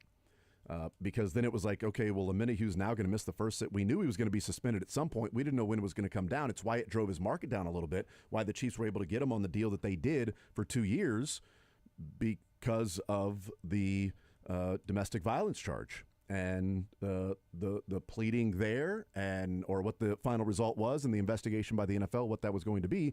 The Chiefs felt like it was going to be 2 to 4 games. They got 6. Andy Reid said, quote, you're never sure about those, how many games they're going to get. He got the 6, and that's where we're at. We knew it was going to be something. They went in that direction. We'll work through it, and the other guys will step up and go. Andy Reid asked about, conversations he had with Omenihu. He said, yeah, well, I mean, it's done. So he's just got to keep pushing through and make sure he doesn't slack off on the football part and then take care of business off the field. That was Andy Reid saying with the he got 6, that's where we're at. We knew it was going to be something. They went in that direction. The Chiefs were wrong about what they thought the league was going to do with Charles Omenihu in being 6 games. I believe Matt Derrick's source in that the Chiefs have, or at least believe, that the suspension is going to be 2 to 4 games. I would guess it's going to be 2 to 4 games. Well, actually, you know what? I would guess it's going to be a 4 included. I would guess 4 to 6. I don't think it's going to be 2 games. Because I think with the video, how long this has lasted, I think it's going to be more. I think it's going to be 4 games that you're going to suspend Rashee Rice for. I don't know if that's going to surprise the Chiefs. I would be surprised if it's 6 games. I would not feel like, oh my God, this is crazy that he got a 6-game suspension because, again, of the now if it was worse in terms of injuries, then yeah, we'd be talking about something different right now with Rashee Rice. I think there's a decent chance it could be the NFL and Rashee Rice and his representatives come together in the NFLPA and they say 4-game suspension, don't appeal. If you plan on appealing, we're going to give you a 6-game suspension, and I don't know that you're going to win the appeal, but we're going to suspend you for 6 games. And you have the right to appeal. Or we'll suspend you for 4 games right now, no appeal, we move on, and everybody gets this passed and puts it behind us. I would count, if I'm looking at the season and guessing what the Chiefs are going to look like, I wouldn't count on Rashee Rice until September 29th being a part of the team. That would mean missing the Chargers, the Eagles, the Giants, and the Ravens game the first 4 weeks. So Frank Clark got 2. Mm-hmm. Willie Gay got 4, and then Minahu got 6. I just don't know what they're going to do. I don't know if they One of them has video. One of them has video that's out there, and I do think video adds to it. I think when you look what they did with Ray Rice until they saw the video. Sure. By the way, nothing he did on video was described any differently in the police report. No. Struck her, deeming her unconscious. What did we think that looked like? That was my point about when the video came out, people were like, stop showing the Ray Rice video. No, show it. Because the next time you read a police report that says struck the female and she was unconscious, that's what it looks like. Yeah. So show the video. So we don't just, because everybody read that report. You read the NFL read the police report on Ray Rice and suspended him for 2 games. Then saw the video and went, oh my God, that looks terrible. Yes. That's what it looks like. It was described to you in the police report what happened. They had video. They knew what happened in that elevator. So now this is completely different, obviously. But I do wonder if the video where we talk about the video makes it, worse in that it may add a game or 2 because people can see that. Yeah. If it was just written that Rashee Rice got into a multi-car accident and then left the scene, I'm like, oh, what an idiot. But seeing it adds more weight and keeps it, I think, more fresh because people can just post the video. Just post the video. Would agree with that because if it was no video, you wouldn't just be posting the screenshot of the police report. You're posting the video. I do wonder how much, and luckily no one passed away in this particular accident, but I do wonder how much the Henry Rugg situation has any, if at all, impact on this one. Whether it should or should not, I don't know. But I do wonder because that was also on video, and that was going to be, he's banned. He's done. He's in jail. He's done. Now, again, no one passed away in this incident, but I wonder if they're like, hey, you saw what happened here. We're trying to really just take this completely out. We've got guys that are going 120. You got, Jordan Addison going fast, Shadur Sanders. We got all these guys that are driving so far over the speed limit. Rashee, we're going to make it an example out of you. Yes. We're not going to give you 2 games. We're going to give you 6 if you appeal, or we'll give you 4 right now, and we'll agree to it. And you don't appeal, you're out the first 4 weeks, and we can move on and put this behind us. Yeah. Look, I hope it's 2 because I would like him to be out there for the Ravens game. If the NFL decides on 2, then they decide on 2. This is worthy of a suspension. He needs to be suspended for what took place. The question then is what the NFL deems the punishment that is on the level that is equitable with the crime that was committed. And if Rashee Rice is going to be made an example of, that the NFL may even say, we're not in the pocket of the Chiefs. one, there's video, and two, I'm tired of you guys talking about us going easy on the Chiefs. So, why? Also, can it be an odd number of games? Like It's we're only always dealing 2, 4, 6. 2, 4, 6, 8. What's it going to be? 3. I mean, heck, agree on 3. Then he's back for the Ravens game. 3 weeks. Great decision there, and everybody comes together. You can negotiate it. 4 games, 2 games. Let's go with 3. Okay, great. That's what we wanted anyway. And I'll see you guys on September 22nd, and then you got a week to get ready for that game against the Ravens on Sunday afternoon there at Arrowhead Stadium. We'll see. But either way, I would guess he misses the Chargers and the Eagles game. I'm going to go ahead and say he's out Chargers, Eagles, Giants, Ravens. And if it's different, then, hey, we address it then and adjust. We'll take a timeout. We'll come back. More Zone next.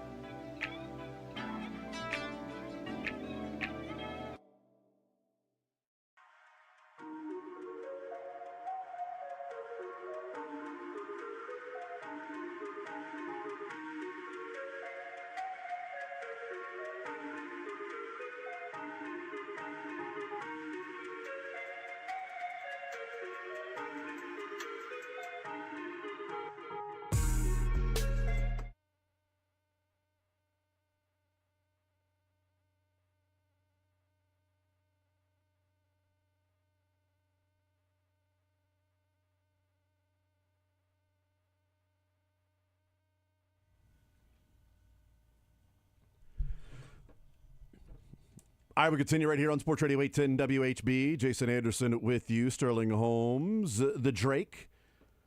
We'll play some sports or leisure coming up in the 1 o'clock hour. I had mentioned Fact. that, yes, that's right. Matt Derrick said that the Chiefs, sources with the Chiefs, expect a 2 to 4 game suspension for Rashee Rice to come down now that he has pleaded guilty, has received 30 days jail time, 5 years probation. He has paid restitution to the families. Apparently, he has settled all the civil matters as well. So I don't know if that January case is now off the at least the books for January. And now this is all done. But Matt Derrick saying the Chiefs expect a 2 to 4 game suspension. And as we mentioned in the previous segment, I think they've sort of been hit or miss on this. They've been right on some, and they were wrong about Charles Omenihu. He got 6 games. It was handed down in August. And the Chiefs did not think it was going to be 6 games. And I read the quote, but here is Andy Reid's actual statement when we found out that it was, or answering the question at training camp, when we found out it was a 6-game suspension for Omenihu, not the 2 to maybe 4 they thought he was going to get. You're never sure about those, how many games they're going to get. I mean, so you got the 6, and that's where we're at. But we'll work. We knew it was going to be something, so they went that direction. We'll work through it, and the other guys will step up and go. How do you feel just generally about that competition? Yeah, well, I mean, it's done. So he's just got to keep pushing through and make sure he doesn't slack off on the football part and then take care of business. Sorry, I meant the other guys you have in that position. Oh, yeah. So they're handling it well. We'll just see how it all works out during the preseason. Who steps up, who doesn't, and we'll just go from there. I think we have enough bodies there to take care of it. You're kind of answering that. Your message to him, he's got real time to work with you guys now. This is an important time for him to. Yeah, absolutely. Yeah, absolutely. So that's what he's doing. That's the frame of mind he's in. So there you go. That was August 7th of 2023 when the 6 games came down for Charles Omenihu. And I'm not saying that is the timeline for this. That's just when we wonder what the Chiefs expect to happen versus what actually will happen. The Chiefs did not expect that to be a 6-game suspension. I said earlier that I would be surprised. Did I say I'd be surprised if it was 6 or 8? I can't remember. What I meant to say is I would be surprised if it's 8 games. I wouldn't be surprised if it's 6 games because of the video. So, to clarify that, because, we say things and I was thinking this, but I said that. I would be surprised if it was 8 games. If the NFL came down with 6, I wouldn't be surprised. I'd probably be surprised if it's 8 or 2. If it's only 2, that would be surprising to me. If it's 8, that would be surprising to me for both degrees. 4 or 6, all right, yeah, I guess that tracks. Where we're at. Yeah, kind of tracks with having the video and, the really dumb decision that he made. And, the saying of, by the grace of God go I, he's in a different position than Henry Ruggs. Because he got lucky. Yeah. That was it, Yeah. And I know people don't get sentenced for, well, you got lucky that, you shot the gun into the crowd and nobody was hit. But somebody could have been hit, so we're going to, put you in jail for murder. Well, nobody was hit. Well, okay, well, yeah, I guess it is different. We'll find out. We'll continue with more Zone next.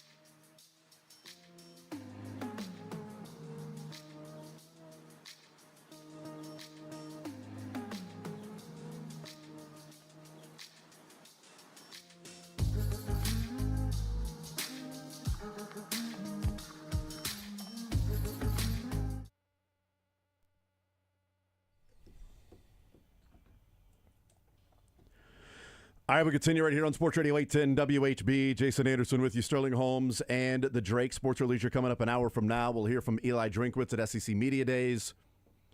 Kansas City Chiefs reported to training camp on Sunday. Rashee Rice will be reporting with the Kansas City Chiefs on Sunday.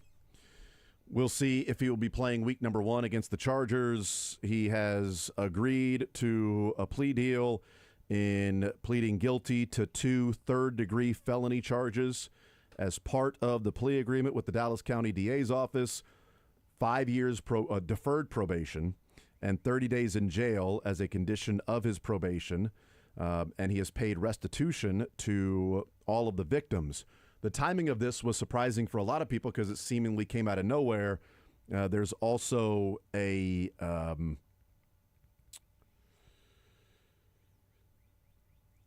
the restitution that's being paid that I mentioned there. That part of the court case that was supposed to be happening in January, but the civil part, a civil suit against Rashee Rice, was settled yesterday. So, $1 million plus attorney's fees for Rashee Rice to settle the civil case, and that decision came down yesterday, and now his plea agreement of guilty to 2 different third-degree felonies becomes public today. Those may have a connection, as you know, this was done on the civil, now we go to the criminal, and now it's in the hands of the NFL to figure out what his suspension is going to be. So we'll find out. He's going to miss roughly $70,000 per game in the suspension this year. $3 million left on his contract in the next 2 years. He just paid $1 million in restitution. He's got 2 years left of $3 million total, and he's going to miss $70,000 for each game he's suspended. So could be anywhere from $250,000 to $500,000 that he might forfeit this season by going through a suspension. And we'll find out what happens with that. But he's allowed to go to training camp, allowed to practice, allowed to play in the preseason games, even if he's suspended the first part of the season. We talk about Trent McDuffie, we talk about George Karlaftis, and we were discussing Trey Smith. And last week we were having the conversation about, Trey Smith, McDuffie, Karlaftis, because Garrett Wilson got his contract. And it was like, you see what these wide receivers are getting. If Rashee Rice has his big breakout year, he'd be going into the last year of his deal. And we saw Amon-Ra St. Brown. We saw Jalen Waddle. We've seen Nico Collins. These guys that have signed their extensions that were non-first-round draft picks. So I guess we talked about this on Tuesday. Non-first-round draft pick wide receivers signed their extensions going into their 4th year, into their last year of their contract. Rashee Rice has 5 years probation. I mean, that's you keep your nose clean or this now goes to jail time. I know this is, there's the civil part of it, there's the criminal part of it, there's the human part of it, there's the sports part of it, there's the salary cap part of it, there's the contract part of it. Rashee Rice can't be out asking for top dollar money for whatever his numbers on the field might be worth, while the teams also know if you mess up in the next 5 years, you might go to jail, and we will no longer have you. So I think his market gets deflated just by simply this plea agreement. So he's going to cost himself, and it's a huge mistake, and one that I hope he has absolutely learned from. But he's costing himself millions and millions of dollars. He's quite literally already cost himself $1 million plus attorney's fees in settling the civil case that came down yesterday. He's going to miss out on however many games he's suspended. He's going to miss out on $70,000 each and every week. And I think his market gets deflated with 5 years probation if he were to go to a different team or sign his extension with the Kansas City Chiefs. It wouldn't be what maybe if he has a big breakout and has, let's say he's suspended 4 games and he goes and has 1,000 yards receiving and like 75 receptions and 10 touchdowns in 13 games. Like, well, okay. Now imagine what it would be over 17 games, and he's going into the final year of his contract. He's not getting Amon-Ra or Nico Collins money, I wouldn't expect. He's certainly not getting Chase and Jefferson and guys like that and CeeDee Lamb. He's not getting that money because he's not that receiver. But even if he has a breakout year this year, it's going to be tough for him to demand top dollar. It's going to be tough for him to go and say, no, I want what these wide receivers are getting. When no matter what the team would reply and say, man, we think you're going to be doing the things you're supposed to do. But it's a long off season, and any misstep along the way while you're on probation could lead to you missing time on this team. I'm not going to give you the representative money next to somebody that is your ability there. That's the team building, the salary cap, the contract side of it, while we discuss all of the different angles for Rashee Rice and however many games he may be suspended. But yeah, I think you're correct. Obviously, that plays a huge part, but also he played 4 games because of an ACL last year. Yeah. I mean, his market is going to be deflated. If you're Kansas City, I don't think you're mad. If you're the Chiefs, if you're Veach, this is going to potentially help you keep Rashee Rice post-rookie contract, right? I mean, you obviously don't want this to happen, but it's a sunk cost what happened. Yeah. It already happened. You know that now. So what would almost help you re-sign a good player? Well, I mean, they got Josh Simmons because of an injury. And Brett Veach had said, it was pretty fortunate in that injury happened. There is no fortune in this case. No. In anything with Rashee Rice. But the Chiefs benefited from Josh Simmons' injury in that he was even available. Now, that may come back to bite him because if he isn't any good and the injury never heals, well, then they cost themselves a first-round draft pick. Well, this could be So the they same did not thing, benefit. too, where I think this benefits Kansas City as far as contract negotiations, but if he were to get in trouble again, then it's not a benefit for the Chiefs. And I'm sure there's going to be contracts and clauses, and I'm sure you would end up finding ways to void and all that stuff if that were to transpire. But still, it's definitely something to watch in a monitor. But as we head into this upcoming season, 2, 4, 6, 8, who do we appreciate? We're going to find out. I mean, you're right. If he goes over 1,000 yards in 10 games, I still think teams are going to have the whole, that's great and all. We know the talent's there. It's just the what if, because that's 5 years. You're right, 5 years probation. It's a long time. Yeah. July 2024, Jordan Addison was arrested for a DUI and was going 140 in a 55-mile-per-hour zone in 2023. So a couple of different traffic violations. So this just came down 10 minutes ago with Jordan Addison. This is from his lawyers. Today, after careful consideration of the charges against him and all defenses, Jordan Addison decided to plead to a lesser-included vehicular offense, commonly referred to as a wet reckless. As a result, Mr. Addison will pay a standard fine and complete 2 online courses, after which we expect that his probation will be terminated early in 6 months. Over the past year, he voluntarily participated in MADD events, M-A-D-D, Mothers Against Drunk Drivers, events and programs, and after reflection decided to enter this plea, understanding the ramifications of this decision. He has kept the organization apprised throughout these legal proceedings and will continue in his full commitment to being a valuable member of his team. So now I would expect then the Jordan Addison suspension to come down at some point in time. And how much is Jordan Addison's driving, 85 miles an hour over the speed limit, 140 and a 55 in 2023, and then the DUI a year later. So clearly an issue with driving cars. Henry Ruggs, we saw that. Rashee Rice issue here in this lone incident. But I would guess that if he's driving like this and passing in the shoulder, passing on the shoulder and going 100+ miles an hour, that's probably not the first time he's done that. It's the first time that there's been a wreck and he's been caught doing that. So, again, there might be messages sent from the NFL that enough with the guys out there in the NFL driving 120, 130 miles an hour. enough with it. Okay, we need to put a stop to this, and you're lucky that more damage wasn't caused. How can we be doing this as a league or players seeing this when Henry Ruggs is in jail? Yeah. He's serving jail time because of the tragedy that took place in Vegas.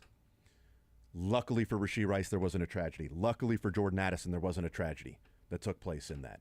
So I do wonder if the NFL maybe combines these of like, we're just going to try to hammer this right now. We're going to try to put a stop to this so that guys are smarter about what they're doing with the other people on the road. If you're dumb enough to drive that fast and it's a one-car accident, that sucks for the family, but it's a decision that you made. If you do that and you're putting others in danger, well, now you're an AH. Now you care only about, and you don't care about other people's safety if you're going that fast and you're around other cars. And Addison, that'd be 2 strikes. Yes, Addison, it's 2 of them. That's 2. But nobody else involved in this. Yeah. It was single vehicle both times for Jordan Addison. Rashee Rice, you had people that were injured. You have people that are PTSD, that have emotional and mental effects from what took place that they have to deal with. And that isn't the case for Jordan Addison and somebody else. He has to deal with that himself and what took place. Rashee Rice has to deal with this moving forward, and those he was with, and also the victims are dealing with it moving forward as well. So we'll see. But that just came down as well, the lawyers for Jordan Addison. So Rashee Rice agreeing to 2 different third-degree felonies, pleading guilty, and Jordan Addison pleading guilty to his DUI charge. Because there was talk about Jordan Addison being suspended last year, Rashee Rice being suspended last year. And it looks like both of them are going to be suspended this year. I knew the answer to this at one point, but does suspension money count against the cap? It does not. It is not. So that could be $250,000 extra dollars. I mean, if it's 2 games, it's $140,000, $150,000. If it's 4 games, you're looking at $300,000 for Rashee Rice being suspended, or 6 games, 8 games, so on and so forth. So it doesn't hit the cap, and it doesn't hit his wallet either. So, at least I'm 99.9% sure on that.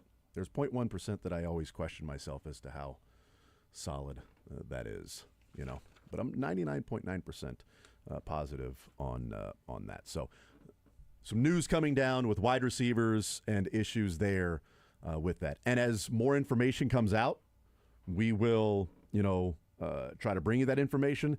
There has been some that have said that if he does not break his probation, then he won't have to serve jail time. And there are others that have said if he's 5 years probation plus the 30 days jail time, and it doesn't specifically say deferred, that he would then have to serve that jail time. Now, there's a question of whether that is staggered or in one 30-day sentence. Can he, over the next 5 years, serve 5 days in the offseason? 6, 7 days in the offseason. I'm going to serve a week here. And July, I'm going to go back on July 1st, and I'm going to serve a week.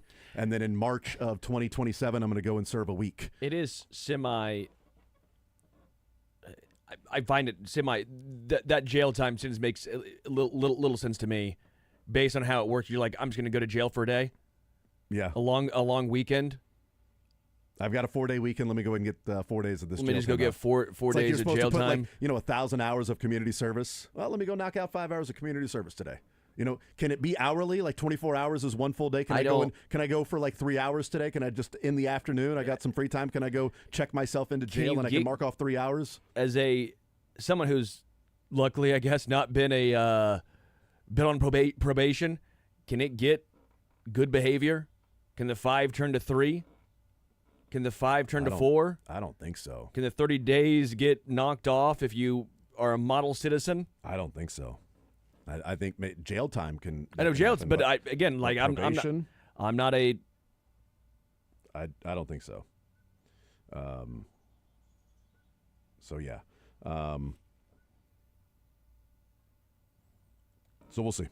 At least the way that I read it and understand it, by again not being a lawyer and trying to find those that are lawyers in the Kansas City Chiefs media slash social media slash writing about it. Seth Kaiser. What's the Twitter handle of Real Bird Law, which is great. Bird Law expert. He's also tweeting about it and saying the way that it's worded seems to suggest that he has to actually do 30 days jail as part of a probation, but it's not conclusive without seeing the agreement itself. If he's doing 30 days, I'd imagine they've already negotiated for him to do it over next offseason or in chunks. I have seen, again, this is the AI overview because it pulls us. It says, in many jurisdictions, probation terms can be shortened or terminated early due to good behavior and compliance with all probation requirements. It's not automatic. There's a formal process.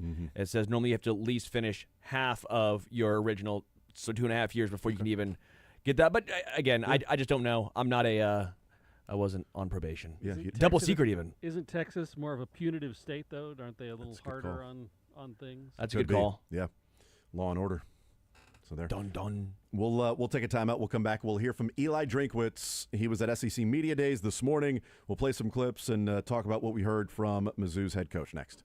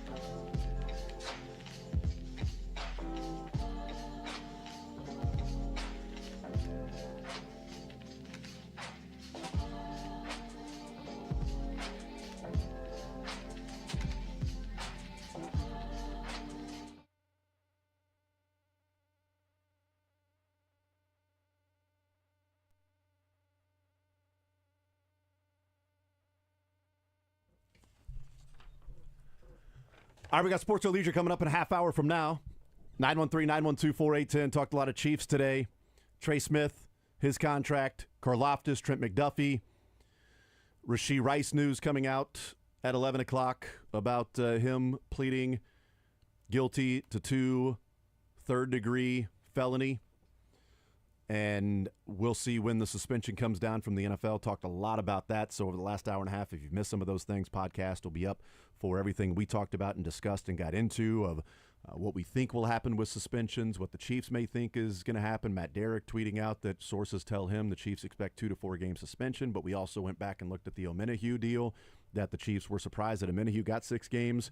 The contract implications for Rashee Rice moving forward. 5 years probation for him. How does that impact what his market's going to be if he's a free agent? That's certainly going to be part of it. So Eli Drinkwitz at SEC Media Days today. Let's hear from Eli real quick. He didn't weigh in much on the KU game. We heard from Lance Leipold last week talking about the rivalry aspect of it and his fans, the fans of KU and everything.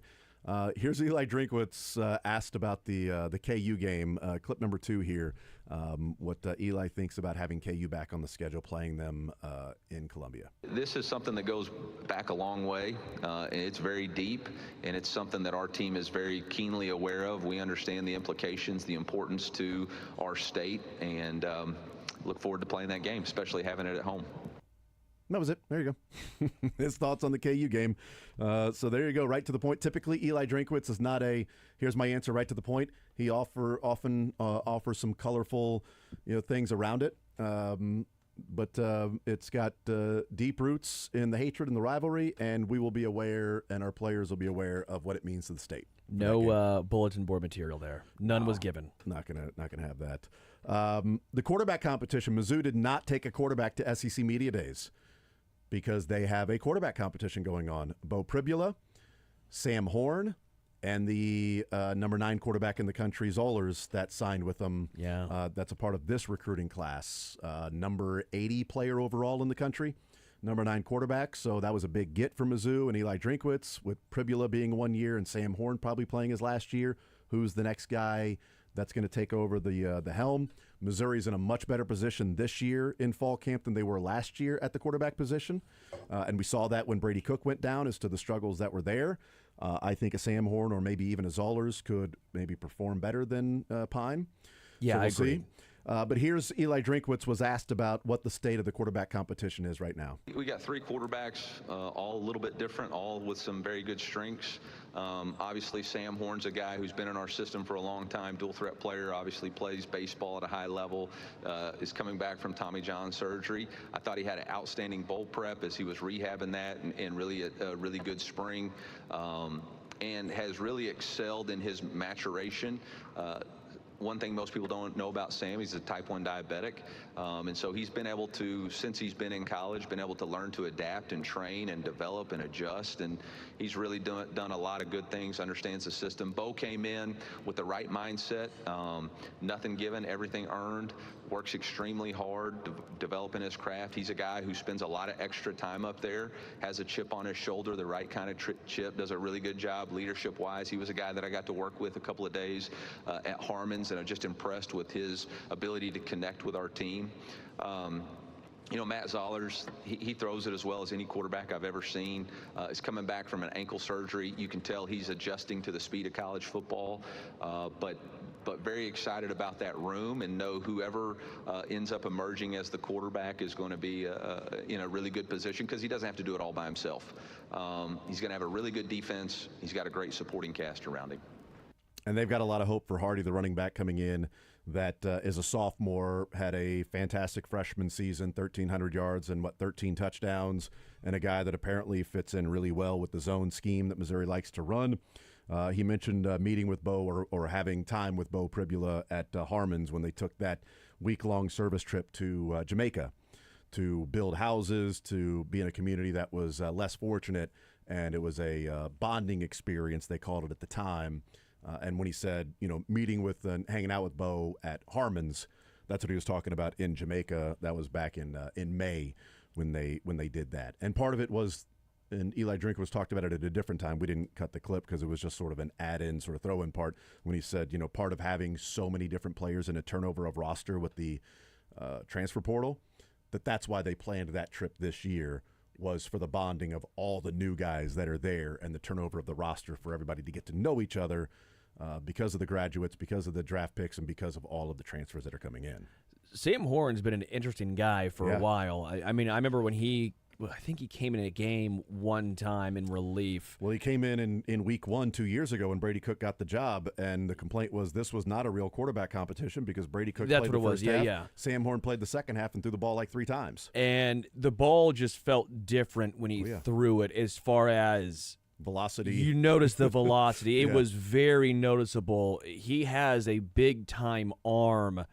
I don't know what to expect from him because it's not only his fault, but he didn't really have a fair shot last year. It's pretty much Brady's from the get-go. Mm-hmm. He had a torn ACL. Not ACL, Tommy John. Yeah, Tommy John. Tommy John. Yep. So he missed that year. I have no idea what to expect, but those 3 throws still stand out in my mind or anytime I've seen him throw a football because it just looks different. But I will always go back and say, in college football, that doesn't make a huge difference. You got to be smart in college football. You have to make the correct throws, and a lot of times, fair or not, it's your receivers. Can they make plays for you? The yak ability, all that stuff. Because we've seen, no knock on Will Howard, but no knock on A.J. McCarron or a number of guys, Stetson Bennett. We're not talking elite quarterbacks. We're talking game managers. We're talking, can you play smart? Now, Brady Cook, I don't think quite had the arm of those guys, but he was smart and he had the legs. He was able to run.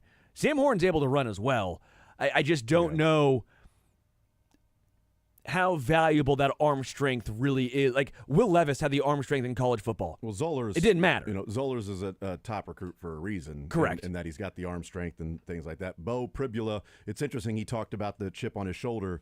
And, Bo's a guy that he wasn't going to get a chance to play at Penn State. And he doesn't have many throws that are more than 20 yards down the field. Like, he's only got a handful of throws in his college career that traveled 20 air yards. Like, he's not a guy who was really well experienced. They have 3 guys in their system that haven't played much football. Yeah. This is a quarterback competition with 3 guys that haven't played much in college, and 2 of them have been around for a number of years that haven't played much. And Sam Horn, and as you mentioned, 2 years ago playing, and then last year not playing because of the Tommy John surgery, and Pribula, and then you've got freshmen in Zollers. And Sam Horn, drafted by the Dodgers on Monday, 17th round, is not going to sign with the Dodgers. That's already sort of been decided. It was decided before the draft that he wasn't going to sign. It's still cool that you're drafted by the Dodgers. It's awesome. Because, look, he's a guy that before Tommy John was hitting 98 on the mound, has Tommy John surgery, returns and throws 10 innings this year for Mizzou. So the Dodgers well, we'll take a chance in the 17th round. He said he's not going to sign. We'll throw a number at him. If he signs, he signs. If not, oh well. And, and they would be banking on coming back from Tommy John and being a guy that wouldn't be there in the 17th round next year. And Sam Horn obviously banking on, if I'm going to be drafted in Major League Baseball, I'm going to finish out this year in football, go and play baseball, and have more than 10 innings on the mound post-Tommy John, get back to 98 off the mound, and be drafted and have more than a $30,000 signing bonus. Well, you think going to the Dodgers is great as a pitcher until you realize that every single one of those guys has Tommy John surgery yet again. Well, he already had one. So he'll get 2. Just check if you are on the Dodgers, you are going to get injured as a pitcher. Check mark. That's just it must be a requirement. Check it off. He's already had. That's why they look. This guy's already had his TJ. Let's go. Let's move on, man. No more Tommy Johns for him. He's fine. Bo Pribula last year, 26 of 35, 75% completion percentage. But you're right. It wasn't like he was really throwing the ball deep down the field. Yeah. I find senior, I meant sophomore. I feel myself getting excited about all. I can talk myself into all 3 make sense. All 3 guys I can talk myself into making sense. Yet I don't want to have that Kansas City Royals of the early 2000s where you talk yourself into stuff and then you go, we should have known all along. You can talk yourself into it, but it's because there's so many question marks and no one really is above the rest. Yeah. So he redshirted in 22, Prebula did, played in 23 and 24, and now he's with the Tigers, so I guess he would be a redshirt junior for Prebula. And Zoller's coming in as a freshman, Sam Horn. We'll see, if this is his last year of football, if he then gets drafted into baseball next summer and decides that that's the route he's going to go. Eli Drinkwitz continued to let's play clip number 5 here. I want to play this one first. He was asked about Mizzou, the way they are perceived, that even with the success they've had of 21 games winning the last 2 years, that they are still viewed as sort of lesser than and dismissed in the SEC and maybe even nationally, even when they were in the Big 12. But whatever, Eli's there with the SEC. He was asked about the disrespect and if that's felt for Mizzou nationally and in the SEC. Coach Saban calls it rat poison. I think it's rat poison either way. Praise and blame are both the same. You really can't care about it either way. We have a something to prove mindset. There's all of us, whether you're talking about our coaching staff or players, we all have a little bit of a chip on our shoulder. But at the end of the day, in the fourth quarter, 2-minute drive, that's not what you think about. You think about your trust and belief in each other. You think about doing your job at a higher level. So you can use it as temporary motivation, but in the key moments, it's really more about your belief in each other. And that really is what drives us. It's our belief in our brotherhood. It's our belief in our Elite Edge program. It's our belief in our always compete mentality. It's the development of trust and respect that we have with each other. It's having fun while we're doing this. That really drives us in our success. And so other people's opinions, somebody asked me what the difference was over my 5 years being here. In the first couple of years, I really cared what y'all thought about me. Now I really don't. I don't care. I'm here to represent my family, my wife and my 4 beautiful daughters. I'm here to represent the University of Missouri and make our football team proud. And outside of that, I really don't care what anybody else thinks.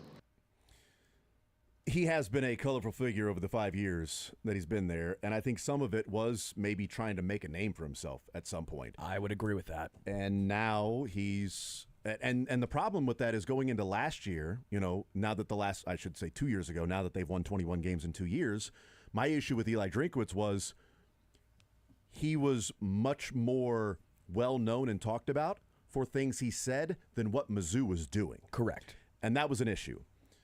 Last 2 years, they've won 21 games, back-to-back 10-win seasons, back-to-back double-digit win seasons. I mean, it's Chase Daniel and Brady Cook that have done that in Mizzou history. And credit to Brady Cook for, quarterbacking back-to-back double-digit win seasons, and Eli certainly coaching that. And now we see moving forward. But it is true, when people talk about Mizzou, it's sort of like, oh, yeah, Mizzou, ha, ha, ha. They're in the SEC. They're made fun. Are they really SEC? But you pull up really the numbers of all these sports and football, especially in wins and losses, and they're ahead of all these major SEC programs. To me, it's always been a little frustrating. Again, Mizzou alum, all that stuff, I get it. They've not been there a long time, but it was annoying that A&M almost felt like they were brought in with open arms, while Missouri was felt like as an afterthought. And you break it down just because A&M is a maybe bigger name, or they had more hype for years and years and years, Jimbo Fisher, all that stuff. Missouri had the production. I don't know. I guess I just – they go into the SEC, they win the SEC East, which again I know SEC East and all that, but back-to-back years, they didn't just win it once. I don't know. I've always found it perplexing. While Tennessee's now back on a good stretch, but they were struggling, and Arkansas was like, "Well, wait till we get our good years." I'm like, it's been 20 years, man. That's why they were dismissed, is because it was like, well, Georgia was down, Florida was down, Tennessee was struggling, so Missouri then won. That's the only reason they won. Someone had to win it. Everybody else could have taken advantage too. Florida could have taken advantage of Georgia and Tennessee being down. Tennessee could have taken advantage of Georgia and Florida being down.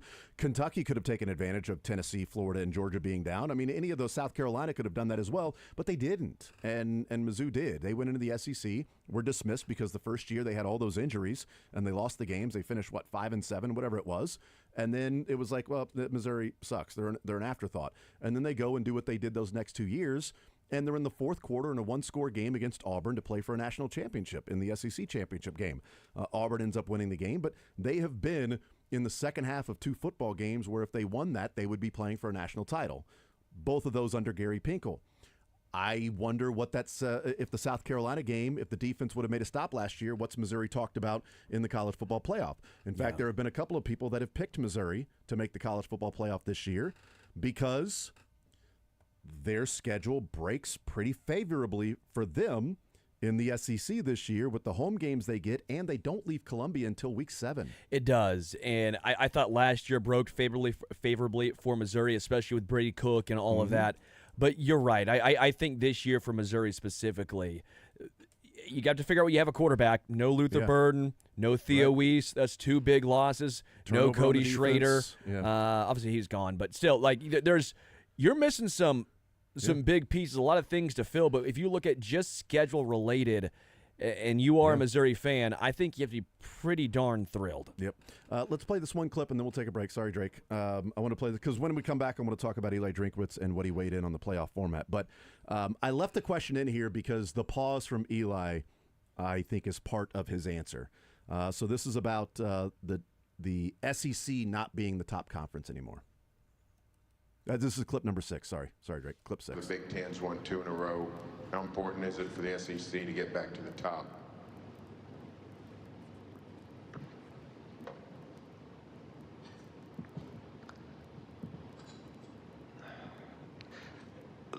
Define the top. The top as in number of draft picks in the NFL. Top is in most viewership. Top is in, overall top is the deepest conference in college football. We haven't been. I heard that last night. Well, they haven't won the national championship in the last 2 years. I don't know, what was it, the previous 10, 14? So look, the more teams you add to the tournament, there's greater variance to it. I don't necessarily think that we're that far off.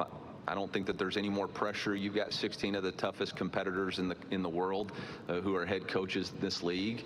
We're all driven to achieve the best, whether that's internally or externally. We feel pressure to achieve that. But there's no pressure because, we got to do it for the SEC. We want to do it for our team, our players, our fans. As we take a break, the SEC is still, to me, the best conference in college football, top to bottom. Michigan and Ohio State have won the last 2 national championships. But what Eli Drinkwitz brought up there is the point that a lot of people have been making against the SEC is, the SEC was winning all those because they had a team placed in the BCS championship every year. And then they had a team in the 14 playoff. Well, they opened it up a little bit more, and the SEC did not win when it became more open and you had to win more games to win the national title. So now that there's more access to other teams across the country, the SEC's 0-2, which does have to be acknowledged and talked about, especially if they're going to open it up even more. We'll take a timeout. We'll come back. More Zone next.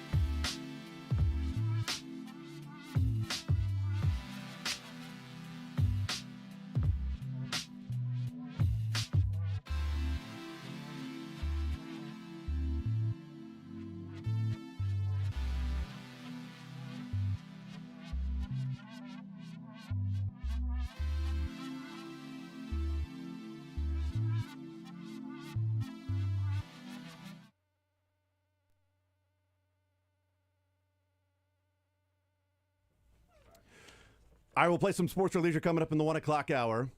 One more clip I want to play from Eli Drinkwitz. This is a longer answer that he gave when asked about the college football playoff, the format, and also 8 or 9 SEC conference games. Here's Eli Drinkwitz. I'll start with the 12, 14, 16 playoff, whatever. This is not going to do me any favors with our commissioner. You know, when I think about college football right now and think about what do we need to do, I think it really comes down to two things: what's best for our players and what's best for our fans. The rest of us are really only important because of the players and the fans. And so when you think about whether it's 12, 14, or 16, you know, to me, if we've decided to go into this expansion of playoffs and we're trying to follow an NFL model, well, the NFL takes 44% of their teams in order into the playoffs to increase the passion or keep the fan base engaged. If we're talking about 12, that's 9%. If we're talking about 14, that's 11%. If we're talking about 16, that's 12%. That's really not changing the math for the fan base. So I really don't understand what the big fight is about. The other thing I don't really understand about this, you know, we have a lot of complaints. Whether we're talking about 68 teams in the NCAA basketball tournament, we're complaining about the committee. And now, last year we complained about the committee selections. I mean, we produced all kinds of stats and handed them out about why the SEC was so good. Well, the problem is we have a human committee that has no standard set of structure of how they're going to select. They're all human beings. They all have implicit bias. So now we're going to go from 7 to 11, and we think that's going to solve the problem. Until we figure out what exactly the standards are, I don't think that's good. In my viewpoint of it, I think we should go back and try to find more ways to include teams. How do we get more people involved? Because that's better for the players. That's better for the player experience to have more people involved in the potential to play for a championship. And it's better for the fan bases. I think we all would agree that the 4 college football playoff games at home campuses was a huge win for college football. We need to expand that opportunity, that energy and excitement. So my math could be wrong here, but if we did the 12, okay, and you had 4 automatic qualifiers. Everybody thinks that's limiting. It's not limiting if you think about it from, you take those 4 automatic qualifiers and you divide that up into 8 opportunities of 8 play-in games. So now you're taking the SEC's playing in for 8, you're taking the Big Ten's playing in for 8.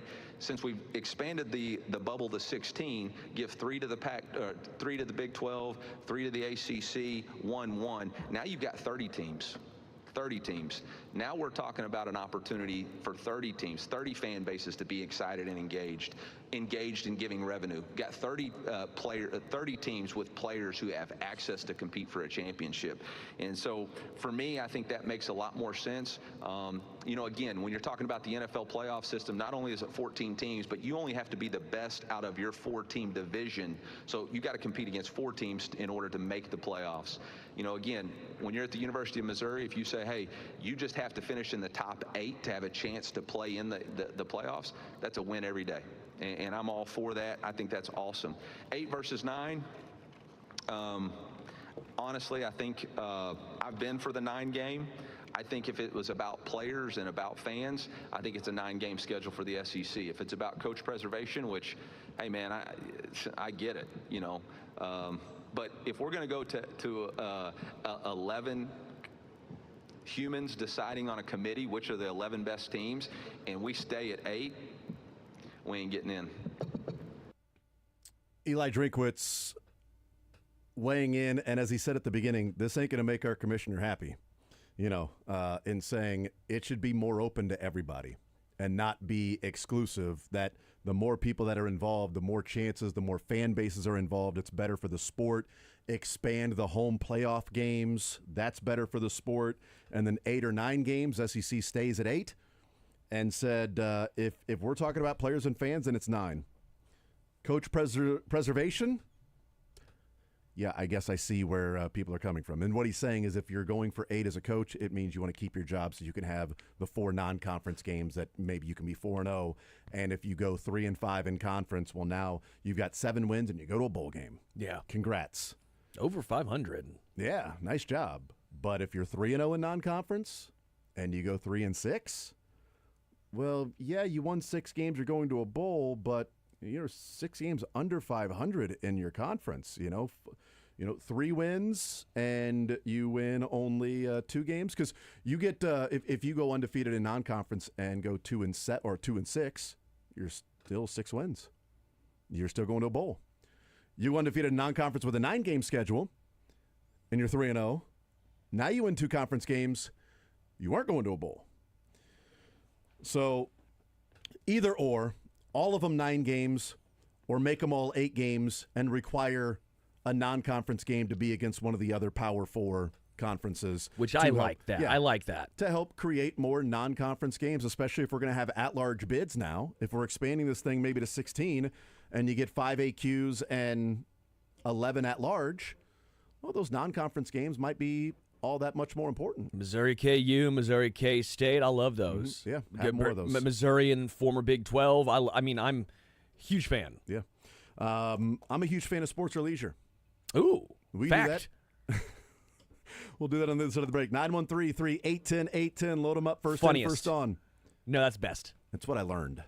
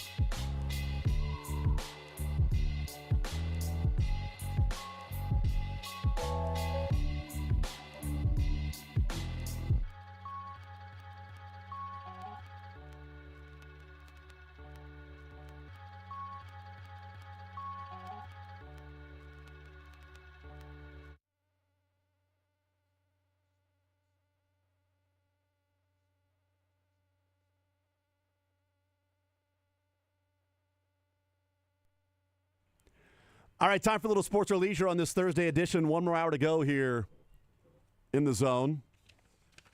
It's presented by Johnny's Tavern. $25 we give away to Johnny's Tavern. If you get a sports question and a leisure question right, you win $25. How about that, huh? It's both. It is, yes, you got to get both of them right. That's true. It is both getting sports and the leisure in a game we call Sports or Leisure. So you give us a call, 913-381-0810 is the phone number. Load them up, first in, first on. You get a sports question, you get a leisure question, you get them both right, you win. Either of them wrong, you do lose, but the question is out there available for someone to call in if they know the answer to it. We give out the right answer when it has been either answered correctly or we have simply run out of time to play. And if you do lose, we still appreciate you. You're still our friend. You know what? It's like Tupac. You are appreciated. Yep. Yeah. You are appreciated. Dear Mama. That's absolutely. Yeah. Yep. 913-381-0810. That's how you play $25. Johnny's Tavern, premier sports bar in Kansas City. 10 locations, including Lawrence and Topeka. Johnny's Tavern. $25 we give away with sports or leisure. We haven't played tournaments in a couple of weeks, so we haven't been to Johnny's Tavern recently. We need to go back to Johnny's Tavern. Yeah, you and I do need to go together. I know, but we've you don't invite me. I know. Well, it's usually on weekends when we're in the middle of games. We've got a break in between games when we're playing tournaments, Little League, and so then we'd be like, let's head to the Johnny's Tavern right around the corner. You always say, meet me at the Topeka location at 9. Yeah. I get there and you go, sorry, man, I just found out I can't make it. I probably should have texted you earlier, but I just remembered that I couldn't make it. But at least I didn't wait till it was 9 o'clock to tell you. It's 8:58. I'll let you know. You are aware that I won't be there. But you know what? Enjoy yourself. Also, it's not open at that time. But when it opens, go in there and enjoy yourself, man. Just have a good time.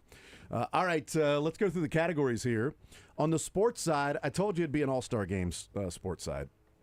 So we have, hey, now, you're an all-star. These are questions about mainly Royals all-stars.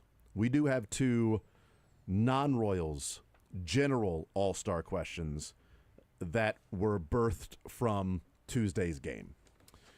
And then we still have 2 left in the Royals starters category for all-stars. Royals starters in the all-star game. Told you, all-star game flavor on the sports side. What about on the leisure side, Sterling? Last week of state capitals. Right. State capitals was a hot commodity, and this is the last week of state capitals. We'll always throw in potpourri. He will never, ever bring back state capitals again. This is the last week ever, okay? Probably. Once they're gone, while supplies last. Unless new state capitals happen. That could happen. It could happen. We could do maybe country capitals at some point. Potpourri, a.k.a. potpourri. And then we'll do riddles. I always like riddles. Okay. There we go. Potpourri, state capitals, riddles. That's on the leisure side. And like he said, when it's gone, it's gone. State capitals, this is the last week he will ever do state capitals. Ever. Until I forget, and in 3 years from now, I probably will bring it back. Yeah. In 3 weeks from now, when he brings it back and goes, you know what? Let's do state capitals again. You know, we haven't done state Maybe capitals. there'll be some new states. Right. What if they make DC a state? Then what's the state capital of DC? Is it the D or the C? We buy Greenland. See, that would there count. You go. Make Puerto Rico a state. You know, you got different options here. Lots of different states that could be created here. Iceland, Canada. Canada could be the whole state. You know, now Alaska can be part of the continental United States. We're just trying to find a connection there. You know, enough with saying, you know, with continental with the 48, and then you got Alaska and Hawaii. But you get they Canada. don't get a continental breakfast, I guess, in Alaska. You don't get one. You don't get one. Nope. You got to be part of the continental. That's intercontinental breakfast. Yes, exactly. Yeah. That's exactly right. That's you see Russia from your house breakfast. Okay. Yeah, That's what it is. All right, we head to the phone lines, 913-381-0810. Should I actually just let you know, I'm ready to play. Sterling, you good? Yes, I am ready. Drake? Okay. Yes. All right. Let's bring in Avery leading us off here on Sports Radio 810 WHB. I like when Avery leads us off because there isn't a question already out there that he can just answer, and he can then give out like 5 answers to what that question might be. So I appreciate it. Avery, your first up, sports or leisure? I think you were looking for the word contiguous. Nope, intercontinental champion. We're trying to bring all the belts into one. You know, we're trying to get all the belts into one particular boxer. So I will do all-star starters. Okay. You can't do all-star starters. You're going to do, hey, now you're an all-star. Starters in the All-Star game.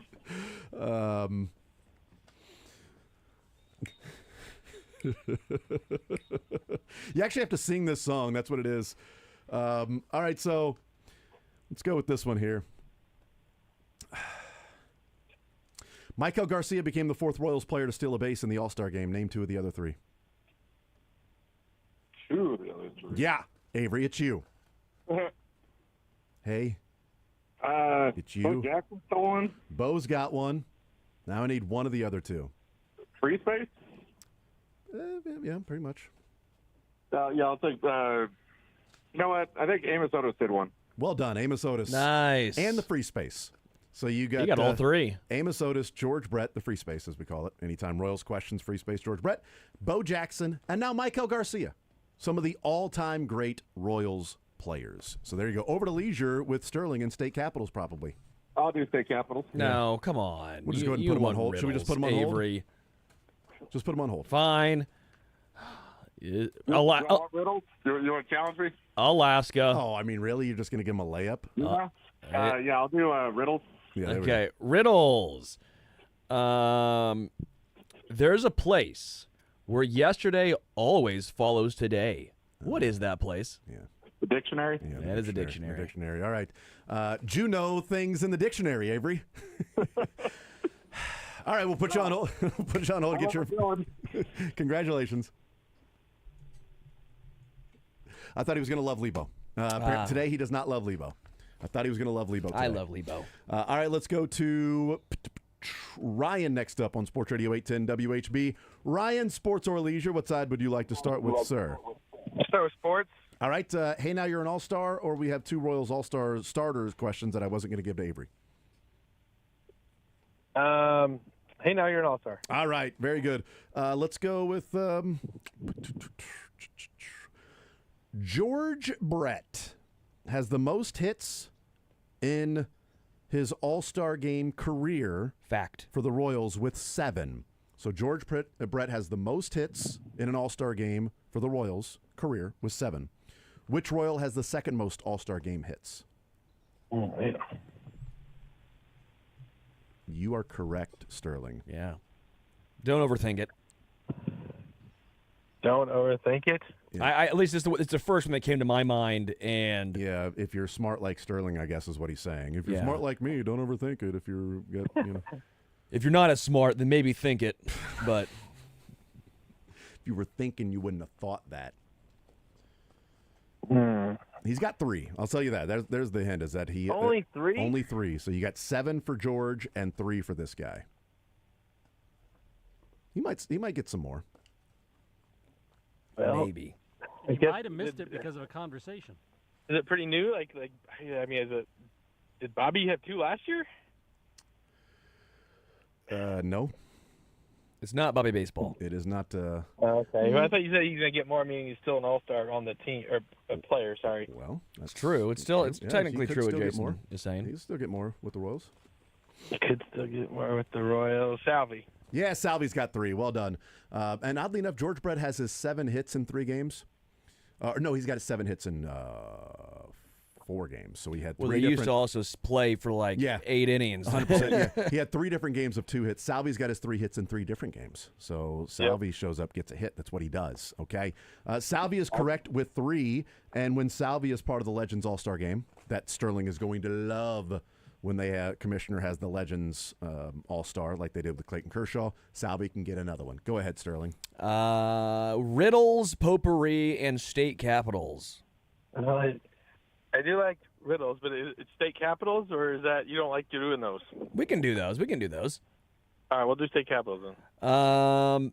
New Mexico. Is just the name of the state capital? Just the name. Santa Fe. Boom. See, it's easy. He's like, hold on. All I got to tell you that's is all the you state have capital, to do. That's it? See, this was an easy one. Like, I don't have to answer questions about the state capital, like New Mexico state capital. I need to know what the population is, the latest census. I thought about that. I thought about doing...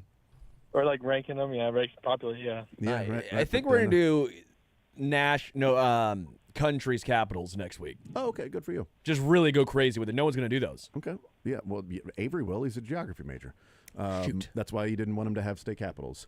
Ryan, we'll put you on hold and get your information. Congratulations, sir. Thank you. Look at that. 2 for 2. I just like giving people money to Johnny's Tavern. Well, and it definitely comes out of your pocket. So giving them money Well, is yeah, I'm really generous. you doing that. You're I'm very a- I'm a- generous. I'm a generous man. You're generous with other people's money. And that's why I say 100%. pay Lugo all the money you can pay him. Free agency, go get Kyle Schwarber. Pay him, 4 years, $130 million. Lugo, 3 years, $80 million. It's not my money. Just go do it, Sherman. Come on. Get it done, man. That's what I'm saying. Go spend that money. Tim next up on Sports Radio 810 WHB. Tim, sports or leisure, what side would you like to start with? Oh, let's do sports. And hey, now you're an all-star. Yeah, you are. All right. Only once in my whole life. Well, Little League. Anyway. You know what? That's more than I have ever had. So congratulations on that. But he was all-pro. Not a Pro Bowler, but he was an all-pro. Yeah, was he Trent McDuffie here? Do you want Royals specific? We also have 2 that are non-Royals. I should let people know that. Ooh, let's see. 2 that are non-Royals. Yeah. I don't know. That sounds a little bit more daunting. So probably Royals? stick with the Royals-specific ones. All right. Name the 2 Royals players who have won the All-Star Game MVP.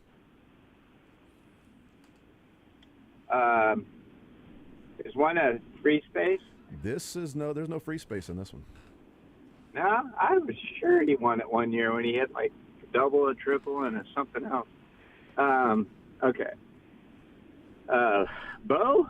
Bo won in '89, correct. And then who's the other All-Star Game MVP? You should get this one. It was pretty memorable because he did it. Is this hometown? No. Or where he was? This was in. No. I know exactly where it's at.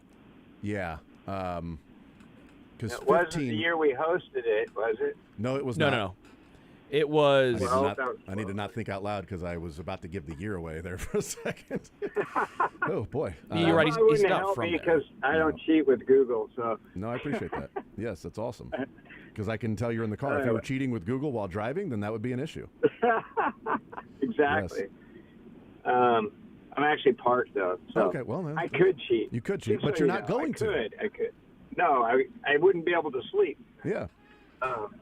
Okay, so Royals All-Star modern era. He hit a home run, if I remember, to 21st left center.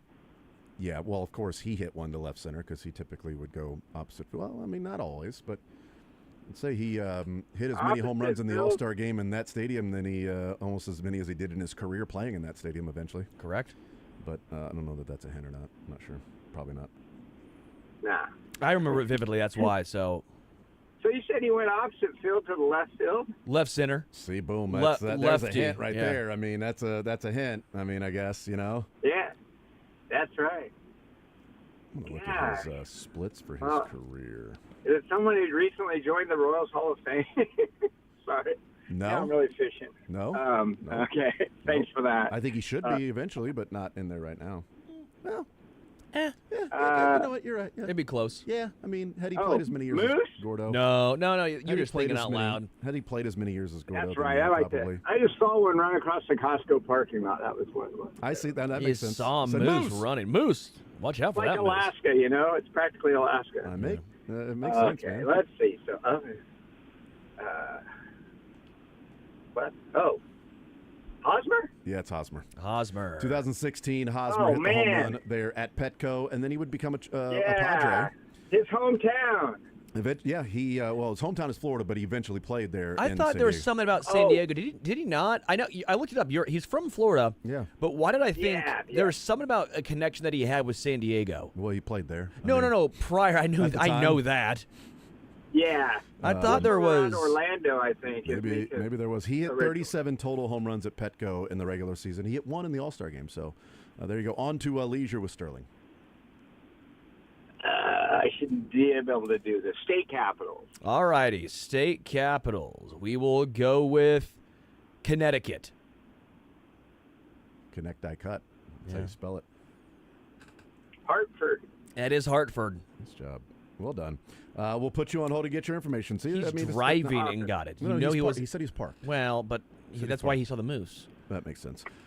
Tim, we'll put you on hold and get your information. Congratulations. Great. Yeah, thanks a lot. I appreciate it. Absolutely. See, there you go. Hosmer, Bo, and Hartford. Did he just always want to play for San Diego? I thought I remember know. some relation. Did I make this up? Probably made it up. Let's see. His Wikipedia page says Hosmer credited his family for helping him succeed at baseball. He began playing baseball at an early age using a Tony Gwynn T-ball. There we go. Tony Gwynn T-ball. That had to be the connection. That's why he always wanted to play for the Padres. That's right. Yeah, it doesn't say anything about... Maybe I just thought he would do really good in San Diego, so that's why. St. Diego. No, I'm not seeing anything here. So he grew up a New York Yankees fan. Huh. So I was close. He's a Florida kid, so of course he's a Yankees fan in Florida. That's what happens. All right, let's head to the phone lines, and we bring in Mickey to the show. Mickey, sports or leisure, what side would you like to start with? Let me start with leisure. All righty, potpourri, state capitals or riddles? State capitals. Wisconsin. Madison. It is Madison. Well done. On to the sports side. See, I like that. You can tell when they're not cheating because they say it so quickly. Yeah. They know right away. Well, they're cheating. They're just hiding the answers in their head. You just can't see where they're cheating, where they're hiding the answers. Like that's still cheating. If you're gonna have the answer somewhere that you're gonna think of and look at it, it's cheating. On to the sports side. What category do you want? Hey, now you're an all-star? Or we do have two Royal Starters questions. We'll go. Hey, now you're an all-star. All right, we got like 4 Royals questions and 2 general questions about an all-star game and players. Let me try a general. Okay, I like it.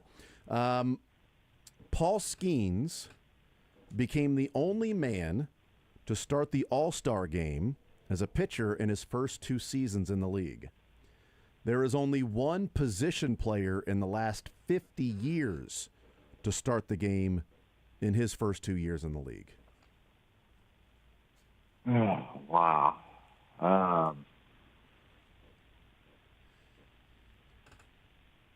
One position player. Sterling, you still trying to find out San Diego stuff, or do you know the answer to this one? I stopped paying attention. I was looking at Bryson DeChambeau drive. Oh, I get it. That makes sense. Not looking up to see the connection with Hosmer and San Diego that you thought was there. No, the Open's on, and I thought I'd take a little look-see. It's still going on? It's Thursday. I know, but it's like over in the pond. Aren't they done by now? They're not in the pond. They're over the pond. Over in the pond. Oh, I said over in the pond. Yeah, you're right. Over the pond. Aren't they done? Tyrell Hatton's through 13. When do they wrap up the round today? Glover's through 10. Rory's through 11. Okay. I'm sure he's going to complain about something, knowing him. But I asked Sterling, Paul Skeens became the first pitcher ever to start the All-Star game his first 2 years in Major League Baseball. One position player in the last 50 years has started the All-Star game in his first 2 years in the league. 50 years, a lifetime. It's a lifetime. Yes, that is correct. Well, we know it's not a Royal. No, it is not a Royal. It's not a Royal. It is a man that is, burst onto the scene, obviously his rookie year. Is it a guy that's compared to Bobby sometimes? No, I don't know that anybody's compared Bobby to this guy. Is he a center fielder? He is not a center fielder. Okay, no, I was actually thinking Julio Rodriguez. Nope. Because didn't he start this year? Derek Jeter? He did not start this year, and Jeter had a slower start to it. No, not Jeter, because he's overrated. You don't want to pick that guy. Chocolate chip cookie of players. You don't want him. Stop with the chocolate chip cookie stuff, man. It's so wrong about that. I'll tell you this. This guy made his major league debut later on in his career. Not because he wasn't good enough to play Major League Baseball. What era? Post turn of the century. Oh, suppose 2000. Okay. Yeah. Barely. 2000. God. This guy was almost 30 years old when he made his Major League debut. Oh, okay. Yep. You got it? Yep. You got it? Left-handed? He was a lefty. Yep. Got it. Yep. He had a great arm. He had a wand in his hand somehow. And he would break so many different. Lebo just got it too. He would break so many different rules in hitting that you're like, hey kids, don't do that. Don't do that. And don't then do kids that. still try. But Lebo just texted me and got it as well. Oh yeah, of course Lebo got it. Yeah. Spent some time with the team the Royals are playing this weekend. Oh yeah. Ichiro. It is Ichiro Suzuki. Yes. Hated Ichiro. playing here in August. Because remember, he's the guy that rookie and MVP in the same league, in the same year. I mean, Yes, his rookie year won the MVP. a friend of mine was the general manager of Plaza 3 on the Plaza, and she said that when he was in town, he would always go there late after the games and have like a bodyguard and translator. Was he nice? She said he was nice. I mean, He seems incredibly nice. He didn't really speak English, so. Yeah. But he was nice. The translator was really nice. Yeah, exactly. The translator translated in a way that was a very soft and welcoming voice. What's funny is the only guy I thought about when you said that was Hideki Matsui. Because he came in 29 and 30. He was an All-Star both those 2 years. And I was like, wait, that could be it. Yeah, but he's Rookie of the Year and MVP his first year in the league. Ichiro. All right, that's a winner, right? Because he got Hartford, Connecticut. Hartford, Connecticut, yes. Mickey will put you on hold and get your information. Congratulations. Thank you very much, guys. Absolutely. 913-381-0810. We'll have a phone line open there. We'll take a timeout. We'll come back. We'll continue rolling. Very easy. We're just giving away these $25. This is not everybody wins game, but so far everybody is winning. More Zone next.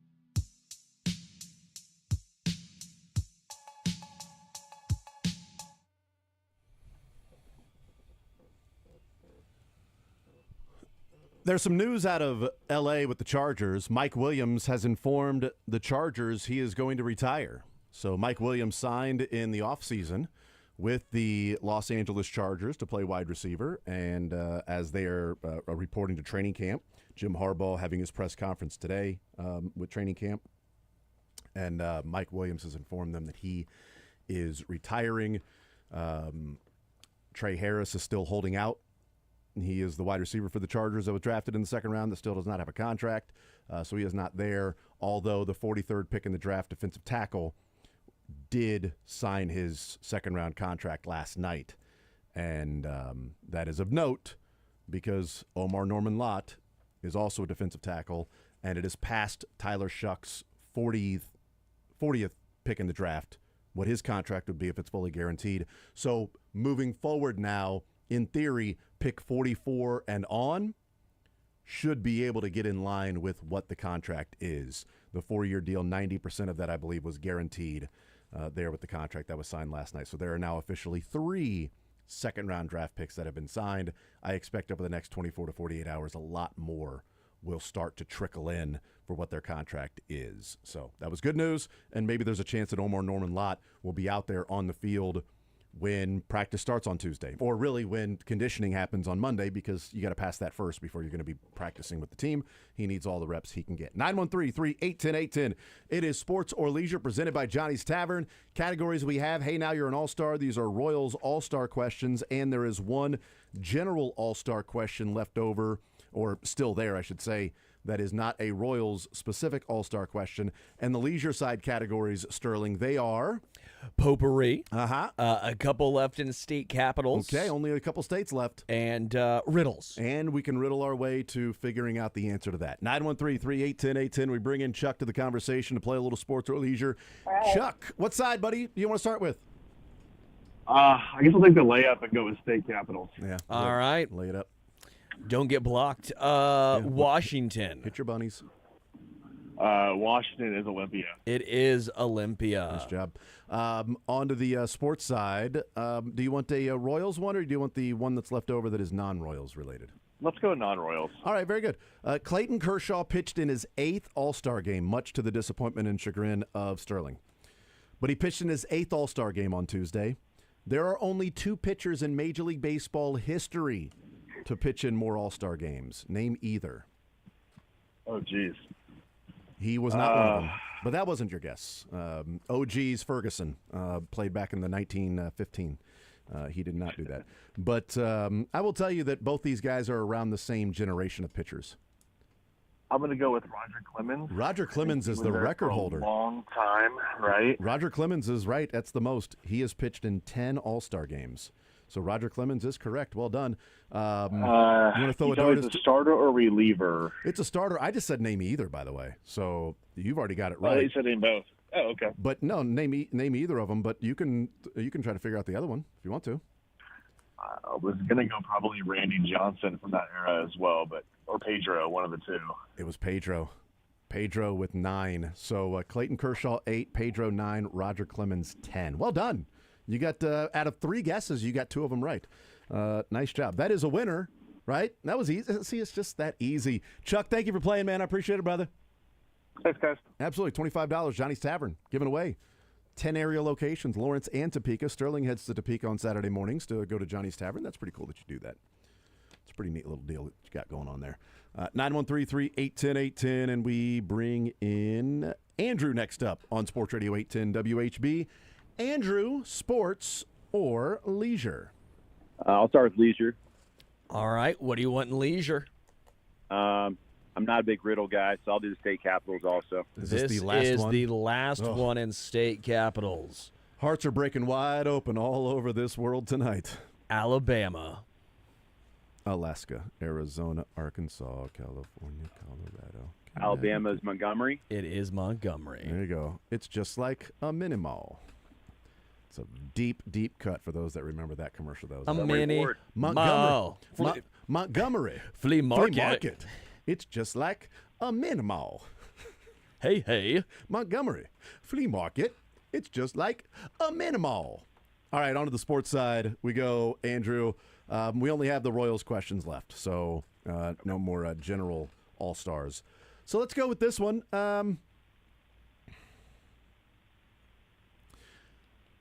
Who was the only player with a home run and a stolen base in the All-Star game? Oh, man. In the same All-Star game. Home run and a stolen base in the All-Star game. You know, early on, Sterling, the first question we asked in this was who has named the players that have the stolen bases in the All-Star game. Yeah. So one of these the guys was named, and then you throw it in with the fact that he might be somebody that also has a home run. That would mean that, you know, he would have a home run and a stolen base in the All-Star game. I'm just telling you, Sterling, that because I know you weren't listening earlier. Home run and a stolen base in the All-Star game. I know you wouldn't know this, Sterling. I would know. Bobby Witt Jr. You know it. Again, Andrew, stolen base and a home run in the All-Star game. Same game, by the way.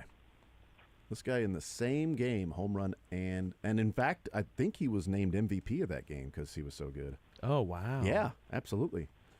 Russia was like, wow. Well, he knows. That thing went pretty far, man. Drake knows. Drake would know. Bobby Witt Jr. No. Andrew, it is not Bobby Witt. Andrew, thank you for playing, man. I appreciate it. 913-381-0810. Let's get some of these other guests in. And it was 3 times. Tiger. It's a tiger. Big Tiger. Shane, sports or leisure. Shane, what side do you want to start with, brother? I think that's sports question. Yep, go right ahead. Who has hit a home run and a stolen base in the same game? I think I know it's Bo Jackson. It is Bo Jackson, stolen base and home run in the same game. Well done, leisure with 1 Sterling. No more state capitals. Oh no! Oh no! The states are gone. The states are gone. Potpourri and riddles. Let's do potpourri. All right, potpourri. Oddly enough, name the state capital of. The shooting of whom in 1914 started World War I? Helena I believe Troy? is it 2 people or just 1? One person. A band is named after them. Yeah. Yeah, That's right. right. It's the Archduke Franz Ferdinand. Franz Correct. Ferdinand, Way to get the yes. Archduke as well. Nice job. That was nice. I could have sworn it was Helena Troy. I mean, it's a beauty that lost 1,000 ships. You know, I mean, Well, I got to tell you. wow. That's a winner, by the way. Speaking of that band, Sterling, you're going to love this. My son has to Take Me Out, Franz Ferdinand. He's got that as his walk-up song for baseball. Oh, I love that. Take Me Out, Franz That's Ferdinand. great. Nice. Well done. I Well, like that. I hope it will. Well, do you want him to be taken out, though? I don't know. You don't want to be taken I out. don't know. I think he's talking about maybe the baseball, you know? Like How- the ball goes out. Yeah, how old's your son, Shane? He's 12. That's Okay, awesome. There you go. So Take Me Out. That sounds like probably a good song, Sterling. You like the song? I love the song. Okay, very good. Shane, we'll put you on hold to get your information. Congratulations, sir. Well done. Thanks, guys. Absolutely. 913-381-1010. So you don't think it'd be a good walk-up song? I feel like Take Me Out, it means I'm about to get drilled by a pitch. You're telling the pitcher, take me out.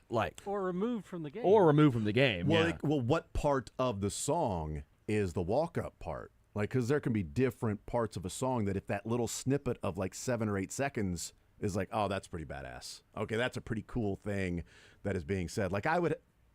This is it? This is Take Me Out? Okay. Not a bad song to walk up to. Okay.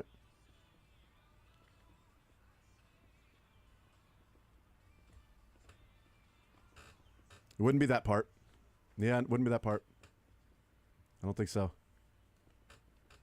Don't think. It's actually a song about snipers, believe it or not. Oh, interesting.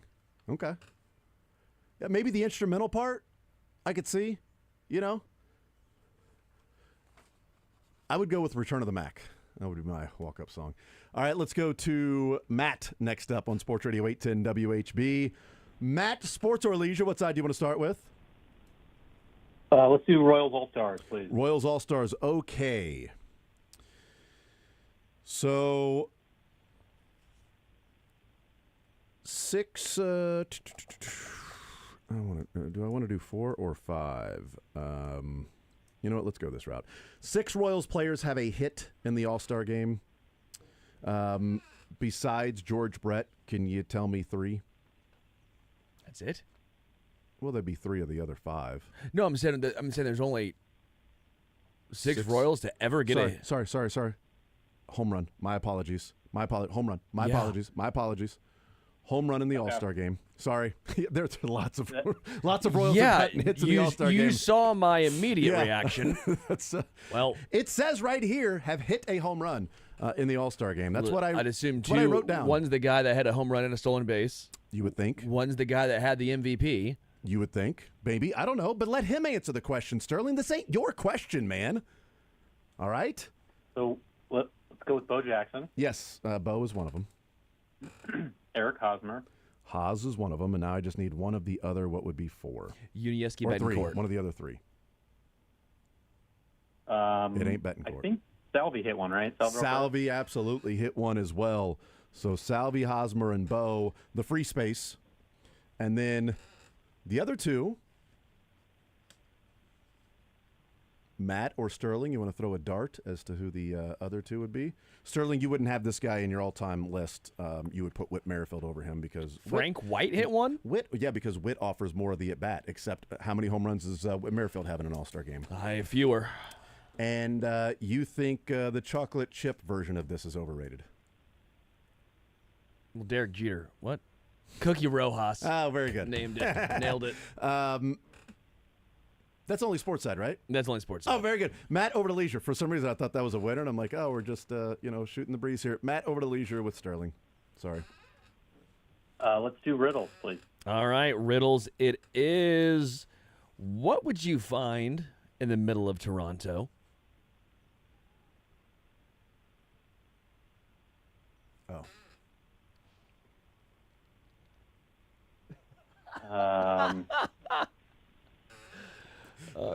That was not on purpose, but it was. That was great, but perfect. Jason. That could not have been better. I thought of him like, I know it's a. okay, Can you yeah, maybe mark that, makes Drake? sense. I feel like that might need to be That makes- marked at that some makes point. sense. Yeah. Add it to absolutely. sports or leisure, like. As opposed to, I got it. No, I just went that route. Oh. So my mind immediately goes to the word Toronto, and I don't know if we're looking for a word in there. Could or be. Letter, I'll say the letter O. It is. That's why it was Yes. such a great bit. It was because right when Jason figured it out, he goes, "Oh," Wait a and minute. that was the correct That's the answer. Was answer. "Oh." Yes. Yeah, that's right. Matt, we'll put you on hold to get your information. Congratulations, sir. Thanks, guys. See, It it's could have so also been easy. Ron. That's I really wanted to do it if someone named Ron. Ron called and then be like, "What's in the middle of Toronto?" Ron. Ron. Ron's in the middle of Toronto. Yeah. All right, we'll take a timeout. We'll come back and see if we can get another winner on the other side of the break. More so next.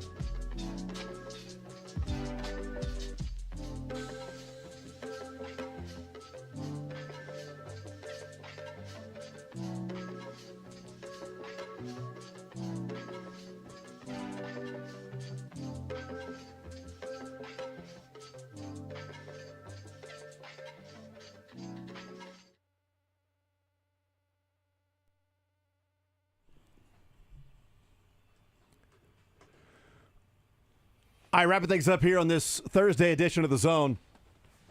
Bonus hour coming your way tonight at 6 o'clock. Program with Ren Petro coming up next. News of the day, and that is the Rashee Rice criminal side and also civil side of his court case, in Texas, has been resolved. He has paid restitution in the civil matters, $1 million plus, including the legal fees, and he has pleaded guilty to 2 different felonies in which collision involving serious bodily injury and racing on the highway causing bodily injury. He was sentenced to 5 years deferred probation and 30 days jail time. He completed the restitution part of it, and the civil matter, or at least the civil case, apparently was finished yesterday. And now this comes out today, so clearly it feels like there's some sort of a connection with the civil and now the criminal part of it. I'm going to be interested to see what happens with the driver of the other car that he was racing, if they get a similar punishment or if it is more extreme or lesser. Good question. Because obviously they were involved in a similar manner and in the same event. And I would imagine didn't have as good a lawyer. Yeah. So it's going to be interesting to see how that shakes out. Yeah. And the deferred 5 years probation is not, deferred for 5 years. It's essentially the way that it is being broken down by those that would know more is that if he lives up to all of the conditions of the probation, then those charges go away. Yeah. By the way, Drake, the matter will be dismissed after 5 years. I always find it funny when it's like, well, he didn't have the money to pay for a better lawyer. I'm like, it's the law. How is one better or lower than it's the law? You got connections, man. No. Yes. Look, paying more for lawyers matters, Sterling. It definitely matters. Yeah. Okay. I'm just I'm blown away by it. I wish it wasn't true. Yeah. Do you think that? Do you think that the guy he was racing used the did he help pay for that guy's with the same lawyer? Is what I'm saying. So that way. No, this case has been so under the radar. I am shocked. Yeah, we don't have many details at all of this thing. By the way, Seth Kaiser has a fantastic write-up, and he has made it free and open to everybody on his Chief in the North newsletter. So go check that out. And we talked about the 30 days and the probationary period. If there is time, a good behavior, does that knock things off? Seth Kaiser says, based on my search, Texas is not a good time state in which you automatically get time knocked off. So the 30 days of jail time will be 30 days that he will be serving in jail at some point. Most everybody is assuming that this has also been discussed and figured out in the plea of the different ways he will serve the 30 days in jail, that it feels like you can do this in different chunks and not he's just going to go to jail for 30 straight days, 30 consecutive days. He could do chunks of 3 different chunks of 10 days. You get the point. 30 different chunks of 1 day. Maybe. I don't know. That seems odd. So now it goes to the NFL that we all wait to see what their ruling is going to be. Sometimes it can take 60 to 90 days for them to come to a conclusion. I don't know why it would take this long or that long in this case that has been out there for about 18 months now. We've seen the video. We know what he pled guilty to. We know that he has made whole the victims in the restitution. Yeah. We know that he's going to be serving 30 days in jail at some point. We know he's got 5 years of probation with this. What more could the NFL need to know before they hand down their punishment? I would hope this process would be expedited and you can just simply go into the season knowing here are the games Rashee Rice will be missing. 2, 4, or 6, maybe more. I'd be surprised if it was 8. Yeah. I'd be surprised if it was 2 or 8. I think I'm in the same boat as you. 4 to 6 seems to be the spot that I would look at. Yeah. So we'll find out what happens with that. Certainly, you can keep it locked right here on Sports Radio 810 WHB. Soren's got you from here. We'll talk to you tomorrow here in the Zone on Sports Radio 810 WHB.